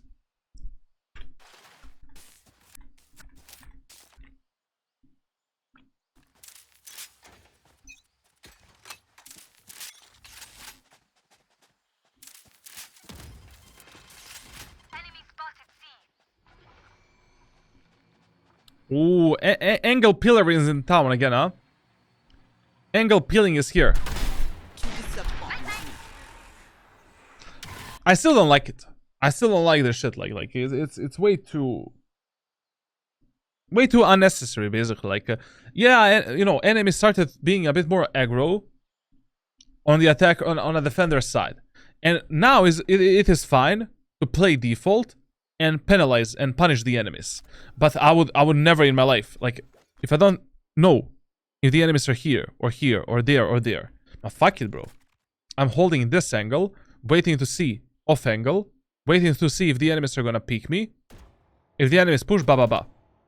If the enemies don't do anything and we don't find a single kill, we're grouping up together and pushing something together.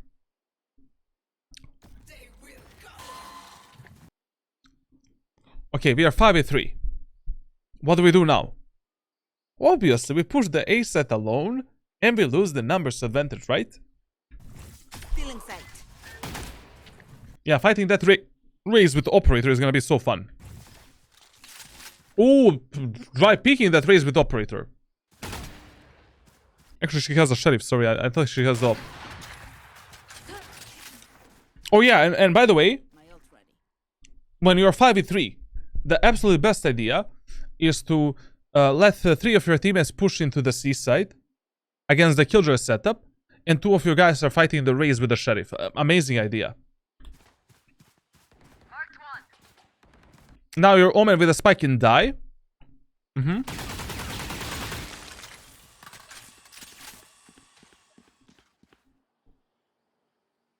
Yeah, and now also a great idea is to isolate yourself in a 1v1 fight against the race on tower. Amazing idea. Sure, do it. Give her the Vandal. Give her the Vandal. Yeah.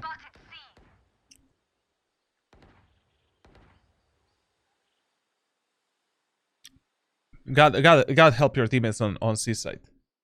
Like basically, you're gambling a lot. You're trusting your allies so much with this place, man. Like after you get a kill, after you make numbers advantage, especially the true numbers advantage. What is the true numbers advantage in Valorant? 5v3, 5v2, 5v1, 4v3, 4v2, 4v1, 3v2, 3v1, and 2v1. Like, just regroup and push something together. Your Jet killed one guy in B main. You killed one guy in A main. Tell your teammates, hey guys, let's push A. Come A, come A, come A, come A. Or if they're not coming towards you, rotate towards your teammates and just push with them. Fuck it. And also, yeah, Frost is right. Like, I mean, maybe we don't hear his comms in the VOD. Like, I don't know, but, you know, if you're taking all of this space, communicate for your allies. Tell them, hey guys, I took the B set for free. Maybe we can finish on B. Our spike's down. One guy dead. Spike carrier. Spike down. C. Okay, this might work. Okay. Second guy dead. We are 3v2. And we started at 5v3. And we don't have a spike on C side. And the Raze is behind us. Seconds left. There. Raze is still behind us. Solo 50-50 fight. Jet is out. Raze is still behind us. One enemy remaining. There.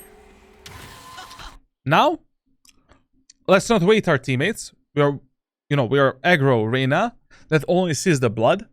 Let's risk this round by peeking the Raze in a 1v1 fight.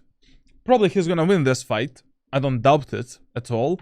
But still, play smart, bro, not hard.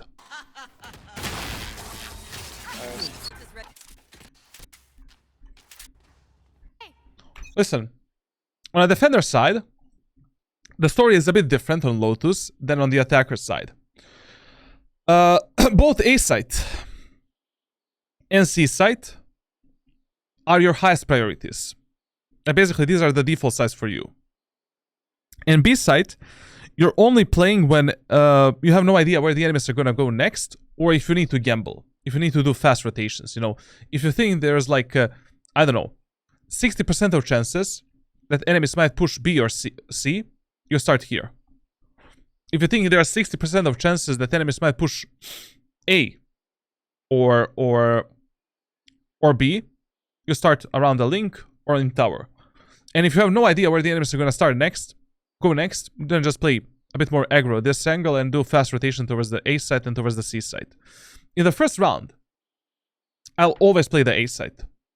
And to be honest with the Reyna, what I would do, imagine, I would just buy a Sheriff and hold this angle. Exactly like this. Bam. I go for 2 1-taps. Try to delete one enemy, maybe with the body shots or with the headshot. Instantly reposition towards the site. Reposition to this angle. And then from this position, commit to the 50-50 fight. So I would isolate enemies in 4 different 70-30 duels where they have very low chances of killing me, and then trying to finish off the enemies with a final shot to the body. Now, why do I prefer Sheriff in the first round of Lotus?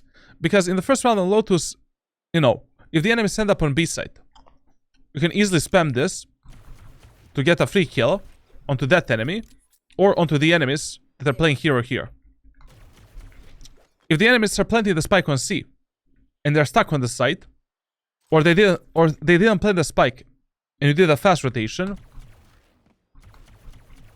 so easy to do that. And anyways, I don't know.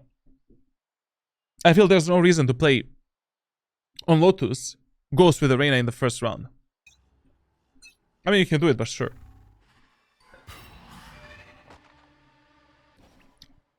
Here. Someone's. I mean, if you're already...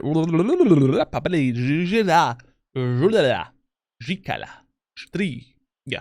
So, if you're already lurking, or flanking, or pushing with your teammate, you need to be ready to refrag that ally. When that teammate is going for the peak. Like, what's the point of pushing with this jet if you're not ready to refrag that jet?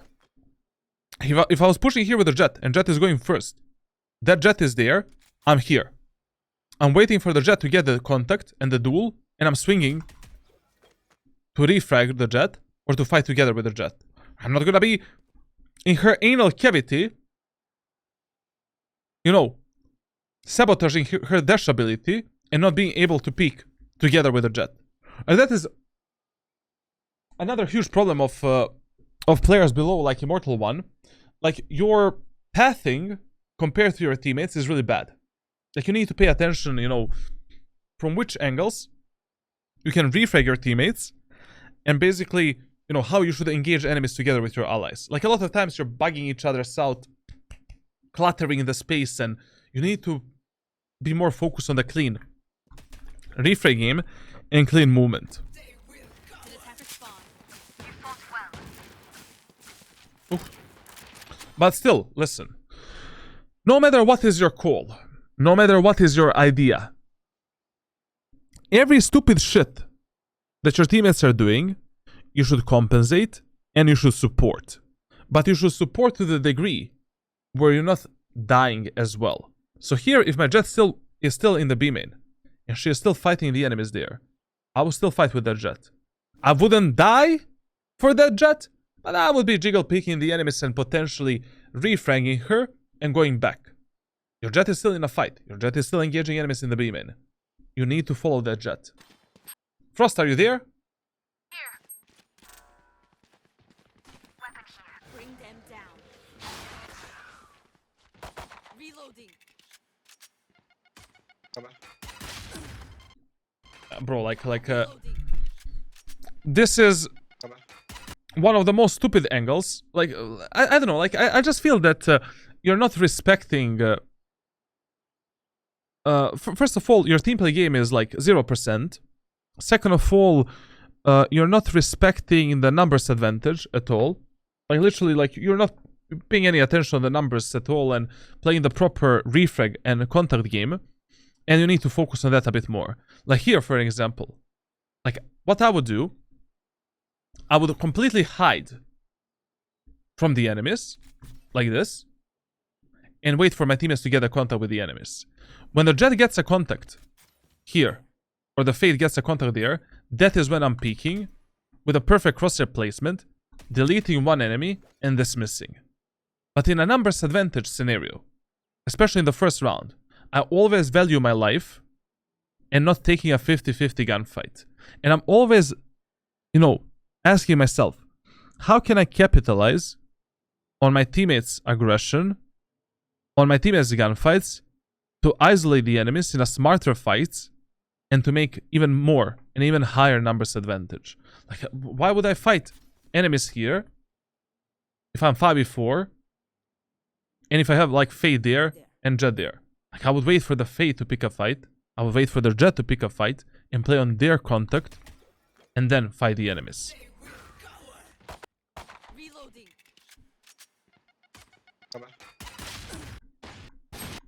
Oh, we lost this round.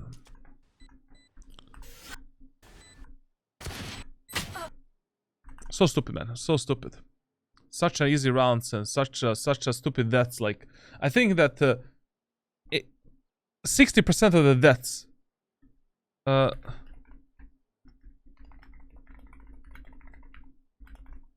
ult ready.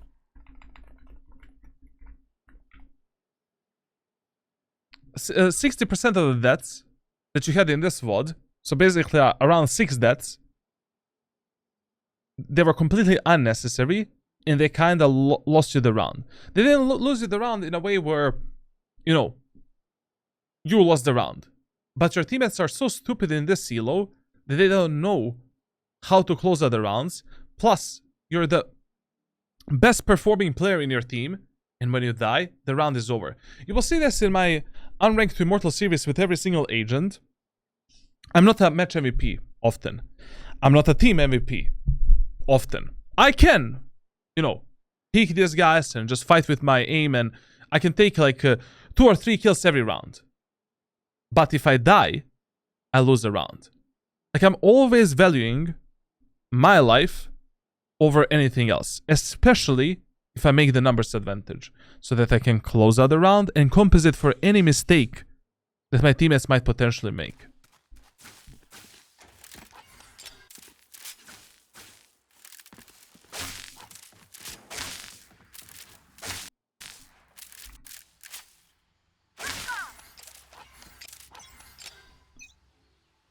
Okay, just a quick note, like, if you win the first round on Lotus, in the second round, always start on the B side and play a fast rotation towards the C side, A side, and B side.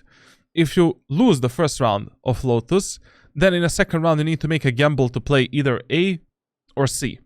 You know, wherever you think enemies are going to go next.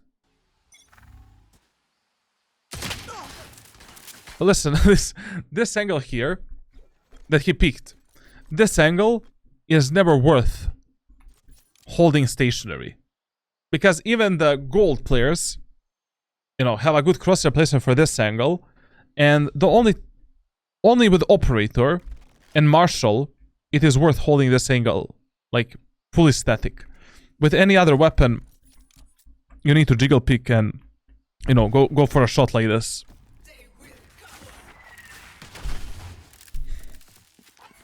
The fuck are these smokes?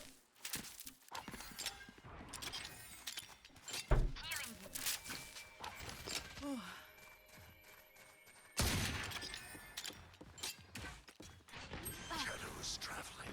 55. Spike planted.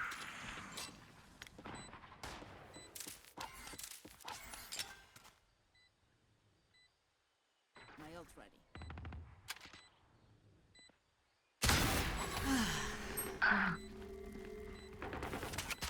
Last player standing. Okay, I mean, there's nothing better he could have done in this example, like, literally, it's an equal halberd round. All good. He smoked off A.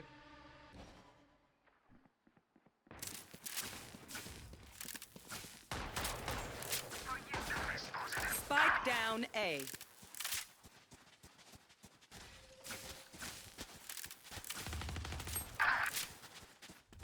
Bring them down. Oh, yeah. 84 raise.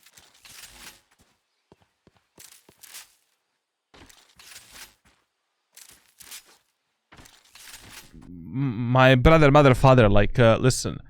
We, you know, your Sage did a wall for the aim area of the map. Enemies didn't even touch the rotating doors. You have no idea where are the enemies right now. Like, there's no reason for you to play on the A side at this moment of time, because the chances are really huge that enemies might be rotating towards the C and towards the B. I don't know, at this moment of time, I will be playing B tower and waiting to see, like, what type of a move the enemies are gonna make. Like, here, you're so disconnected from your Jet and Fade, and, you know, chances are really, really high that enemies are rotating towards C and B. Actually, towards C.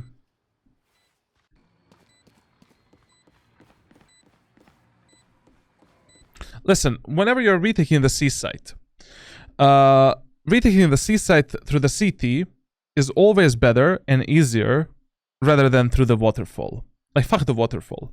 Like, through the CT, it is easier for you to isolate the angles in 1v1 fights.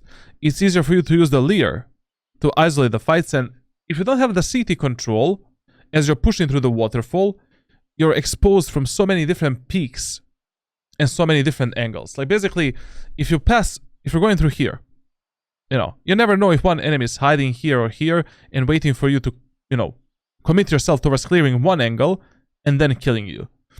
But if you're going through here, let's say we use a Leer, you know, and we push towards this position, we clear from this point, this angle, then we focus at the backside, you always have more safety. Plus, if the enemies are all the way here and here, who the fuck cares? You know, we can already isolate the fights here and here before these guys even come even close. Find you. Still in sight. Yeah. Still in sight. When it is better to save than to try something on the round. If you're depends on a scenario, to be honest. Like, some rounds are simply unwinnable. And let's say you're 1 versus 4. And enemies have, like, I don't know, Brimstone Ultimate. Save the weapon. If that weapon will allow you to have better economy moving into the next rounds. Like, whenever you have a shit economy and round seems barely unwinnable, just save the weapon. Whenever you have good economy, just try to win the round and that's it. Like, for example, I'm playing Jet, I'm 1 versus 2, and I have the Operator. I'm full HP. But I'm playing the retake against, you know, Sova with the ultimate. Fuck it. Like, literally, I wouldn't even try. Like, yeah, I would just save the Operator for the next round and that's it. So it really depends on a scenario and then what are your chances of winning a specific round. Now, here, once again, like, you need to pay attention on your leers and your flashes. Like, your flashes are horrendous, like, literally. Yes, sure, like, in this example, you should be using a flash here. Actually, the best flash for this example would be somewhere here. Or somewhere here. Where you're flashing the enemies. There, there, and there. What the fuck is this leer?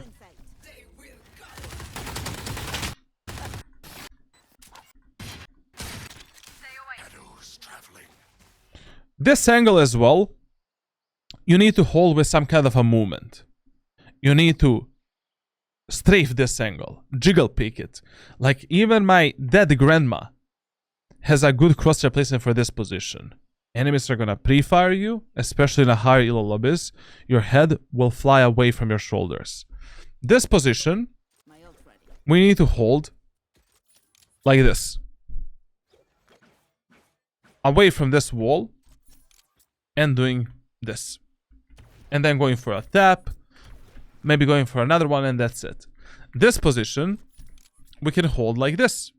It is absolutely fine.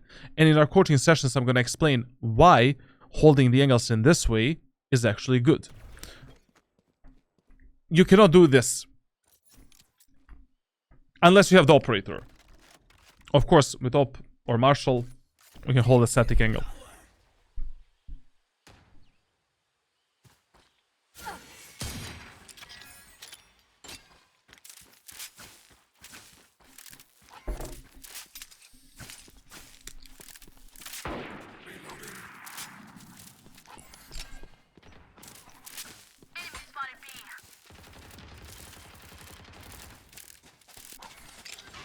Spike planted.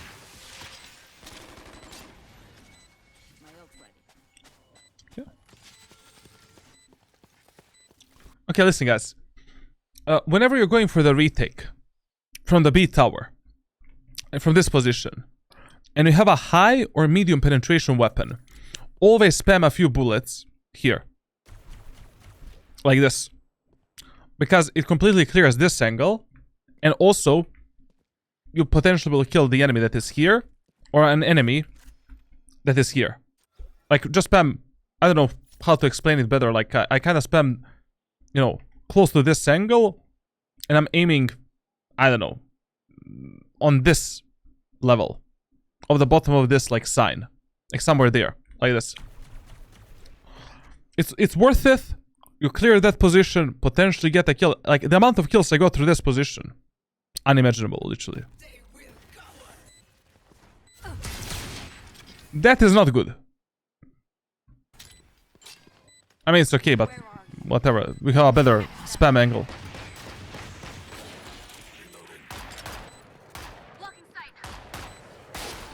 Okay. Enemies are playing this passively. For example, this round is unwinnable. And if in this round they were full buy, I would call for a save. Even though this is 5v5, I would have called for a save. They have Killjoy and Nanoswarms. They have a Brimstone Molotov. They have a Brimstone Ultimate. But this is impossible to win, literally. Unless we push the enemies aggressively in the B main. Prepare for hellfire. Barrier created. Last player. Yeah. Their fears betray them.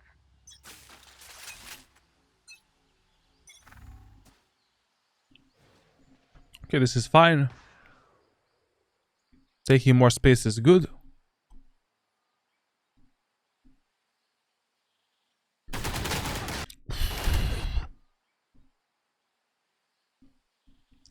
I don't know what to tell you about this. Like, generally speaking, you know, I'm heavily against lurking, against flanking, and that type of shit usually you want to do when you're in some kind of a disadvantage.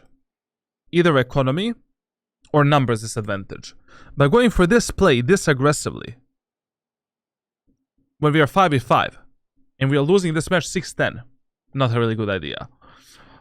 Like, the only scenario where this type of a push would have been good is if enemies, if you notice in the previous, you know, 4 or 5 rounds, enemies only played as 5, and they only pushed as 5 together, and that's it. They don't have a single sentinel to watch their back, that's fine. But going for this push in this round doesn't make sense. Because, number one,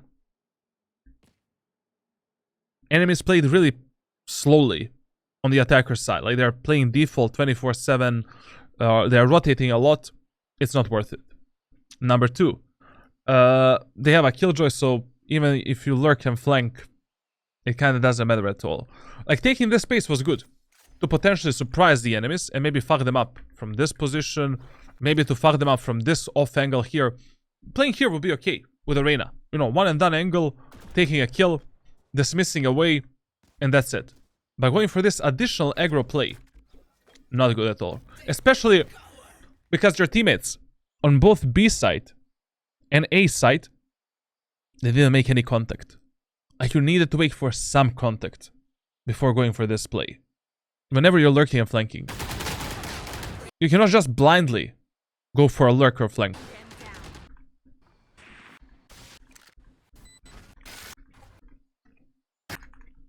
Remember one rule in Valorant. It is always better to play a 5v5 retake instead of trying to be a hero defending the site alone and killing the enemies alone. Like, you will have more higher win rate in Valorant if you just play a 5v5 retake 24/7 rather than losing the numbers and losing the sites for nothing.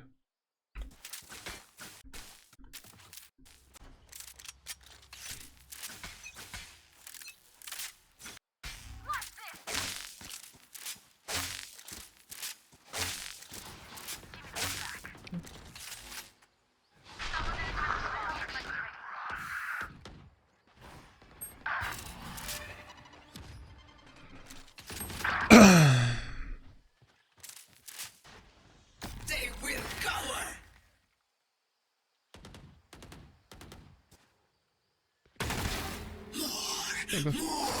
There. Go, by the way, sorry, I was kind of silent. Like, I'm kind of tired. Like, I already am streaming for 4 hours, 5 hours. Like, going for this flank and lurk was totally fine. Because your team has killed the killjoy. Enemies, you know, your team has got a contact with the enemies in B main and A main, and it was highly unlikely that enemies have one teammate over the C long area of the map. So that is why, you know, this push that you did was okay. Down B. One enemy remaining.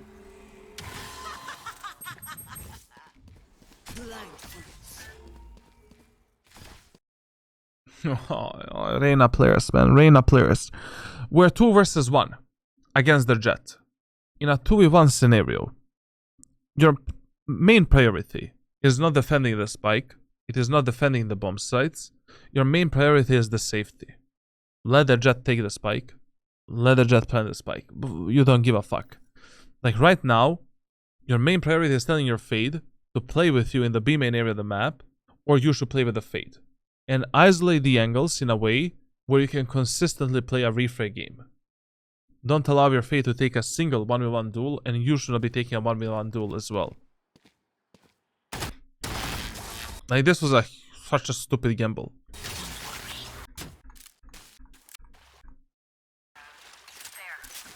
You're gambling a lot You're gambling a lot, like, with the outcome of your rounds.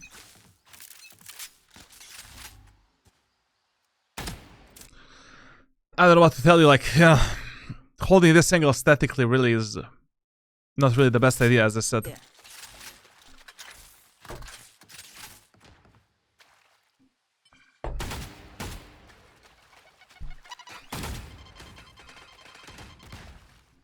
I mean, playing this one and done angle, open angle, where, you know, 4 enemies can swing you in the same moment of time is also not really the best idea. I get it, you know, you're playing Reyna, but you still need to get a kill in order to dismiss.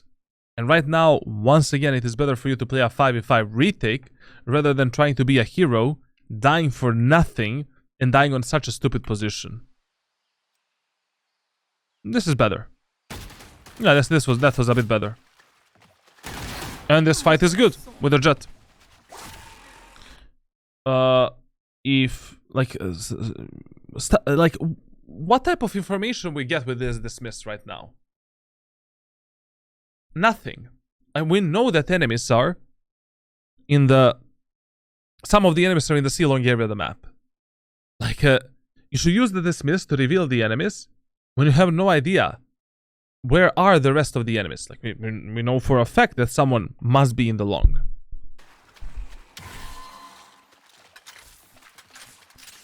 You're wasting your Devour, you know, quite a lot of times left and right as well.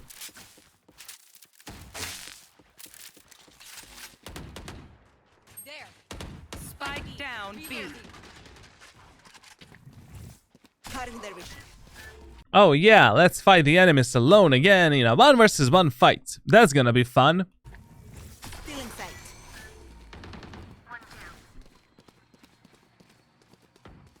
There.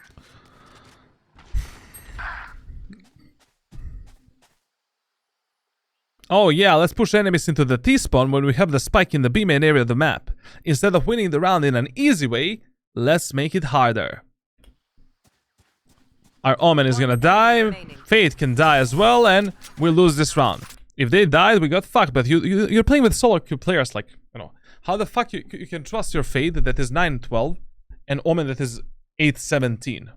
I wouldn't trust them with anything in my life.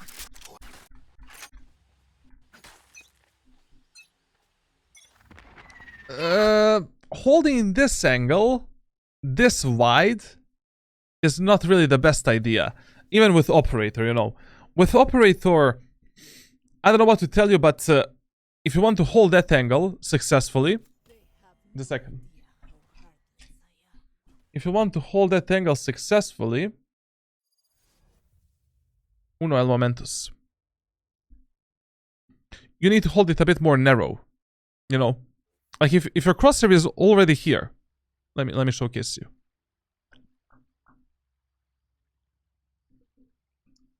Ay. Beaten, kill to survive. I will kill again and again if it means So, one more day. My ult ready. if your crosshair is already here at this angle, you don't need this area of the map. Just hold this peak. Because on this position, like how I hold this angle, I hold it like this. Why? Enemies can peek me. There, there, there, and there. If I miss my shot, and I hold this angle this wide, most likely I'm dead. I won't have time to reposition, especially in a high elo lobbies. So basically, this angle, you need to learn how to hold like this. And to react on the enemy's colors with this shot. Out of my way. Still in sight. Never saw me. That was not bad.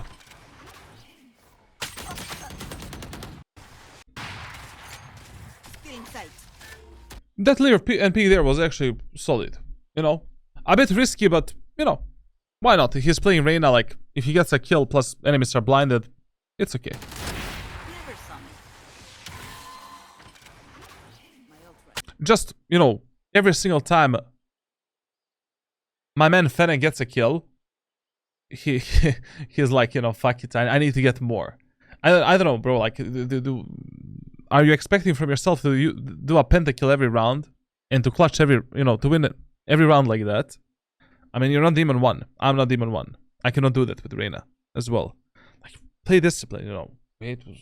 Wait for your teammates to support you. Play on their contact a bit more, like, value your life. Jets grounded. Your duty is not over.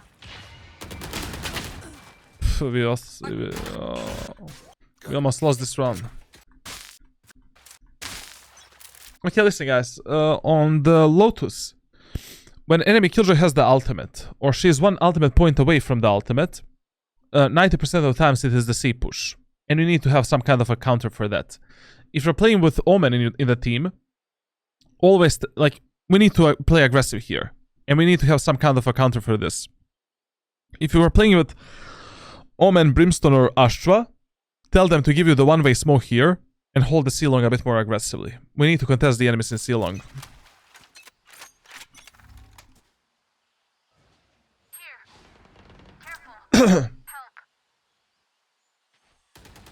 Ooh! You should run. Also, if the enemies plant the spike, you know, for the B side, and you have a C-long control, you can just open the doors, take easy kills here. So that is another, you know, another like reason why is it good to take C-long when the killjoy has the ultimate. Nightmare, take them! Marked 1. Marked 3. Ooh. Better get out of there. There, my ultimate. Spike planted.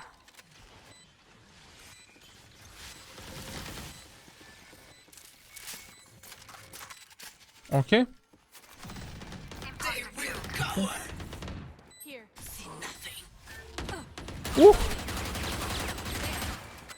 Shorty, you saw him. One enemy remaining. Okay. There. You know, here obviously, you know, whenever you're on the retake, like you should always switch your operator for the automatic weapon. Also, like with Reyna, when it comes to your ultimate usage, I think it is really good. I think that you're usually using the ultimate when it is valuable. Anyways, with the Reyna, like Reyna's ultimate is like whatever. You know, you can use it whenever you have it to clutch other rounds, to make the numbers advantage, to be aggressive. As soon as you have it, you can use it basically. Like it's literally like solo ultimate that doesn't have any team play value. Here. I would not use the Reyna ultimate if I'm already gonna win the round by, you know, abusing some other win condition, or if I have a huge numbers advantage. Here, I don't know, you saw that guy behind the wall, like I would have instantly pull out the shorty and kill that guy. Because the jet could have killed you easily. One enemy remaining.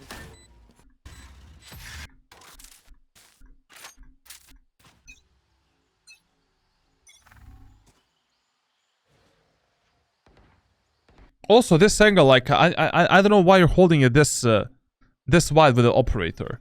Like, basically, this angle with the operator, I would actually hold like this. So, I'm holding for the wider swing of the enemies there. And if the enemies are going for the wide swing, I'm just clicking on their body as they get, you know, on my crosshair. If the enemies go for the jiggle pick, small micro adjustment to the left side, and enemies are dead. When I'm holding the angles with operator, I'm always holding the widest swing that I can catch with my reaction time and my crosshair placement. And I'm just doing the left or right flicks based on the enemy's movement at that moment of time.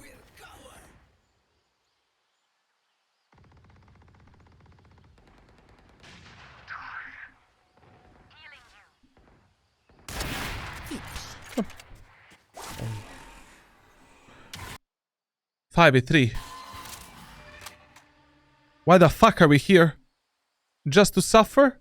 Bro, like, what was this repositioning? Once again, 5v3 numbers advantage, and my dude is like pushing the enemies in the face with a shorty. Am I living in a parallel universe?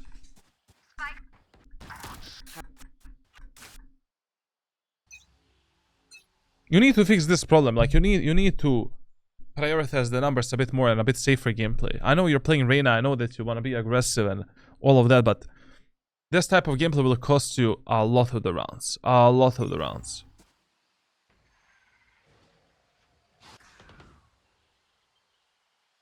Yeah. There. Spike planted. Put the spike on B. Here. One's over there. Cutting their vision. Ooh, here, like, bro, like, you cannot push like this. Like, what the fuck was this, man?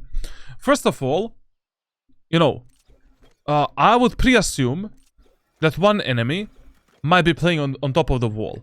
So I would have checked the top of the wall before going for this. Then, as I'm destroying the wall, I would consistently keep my crosshair up there, because one enemy could have easily been here and here. So, I'm destroying the wall like this. If the enemy peeks, I pull out the shorty and I try to kill that enemy. After destroying the wall, chill a bit. Wait for your teammates to get ready for the push. Do the leer for your teammates to blind the B main and to blind this position and this position. Check that spot.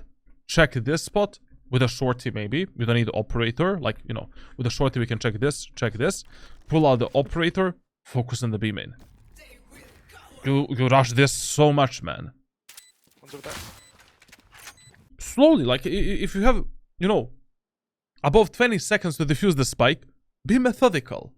You don't die because of some stupid shit and lose the round because, you know, you didn't clear the angles properly or you just rush things out so much. Cutting their vision. You needed, like, I don't know, like, you just went into a suicide rush.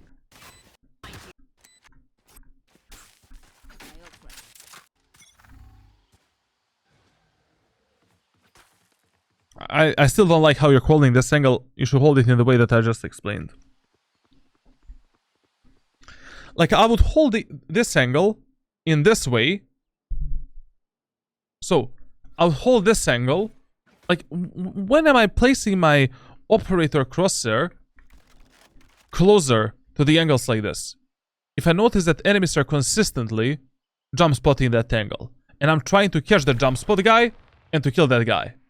But I highly doubt that you have a reaction time for that, and, you know, I don't know. I mean, you should develop your reaction time to catch the guy that is jump spotting, but that is the only time when your crosshair should be placed like this, at this position. You're always catching the widest peak and doing micro flicks on the left side, or on the right side, depending which angle you're holding.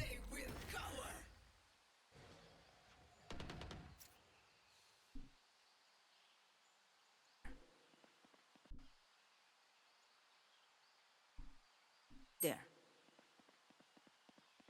Especially when the enemies jump spots you and they reveal you on a position like this. I would always expect some kind of a wide swing with my crosshair. You know, like, I would expect the swing to here rather than some kind of a jiggle peak. My ult ready. No, my dude is pressing the tab while the Jet is toying with him, you know? They're rotating to A. No, Jet is crazy, man.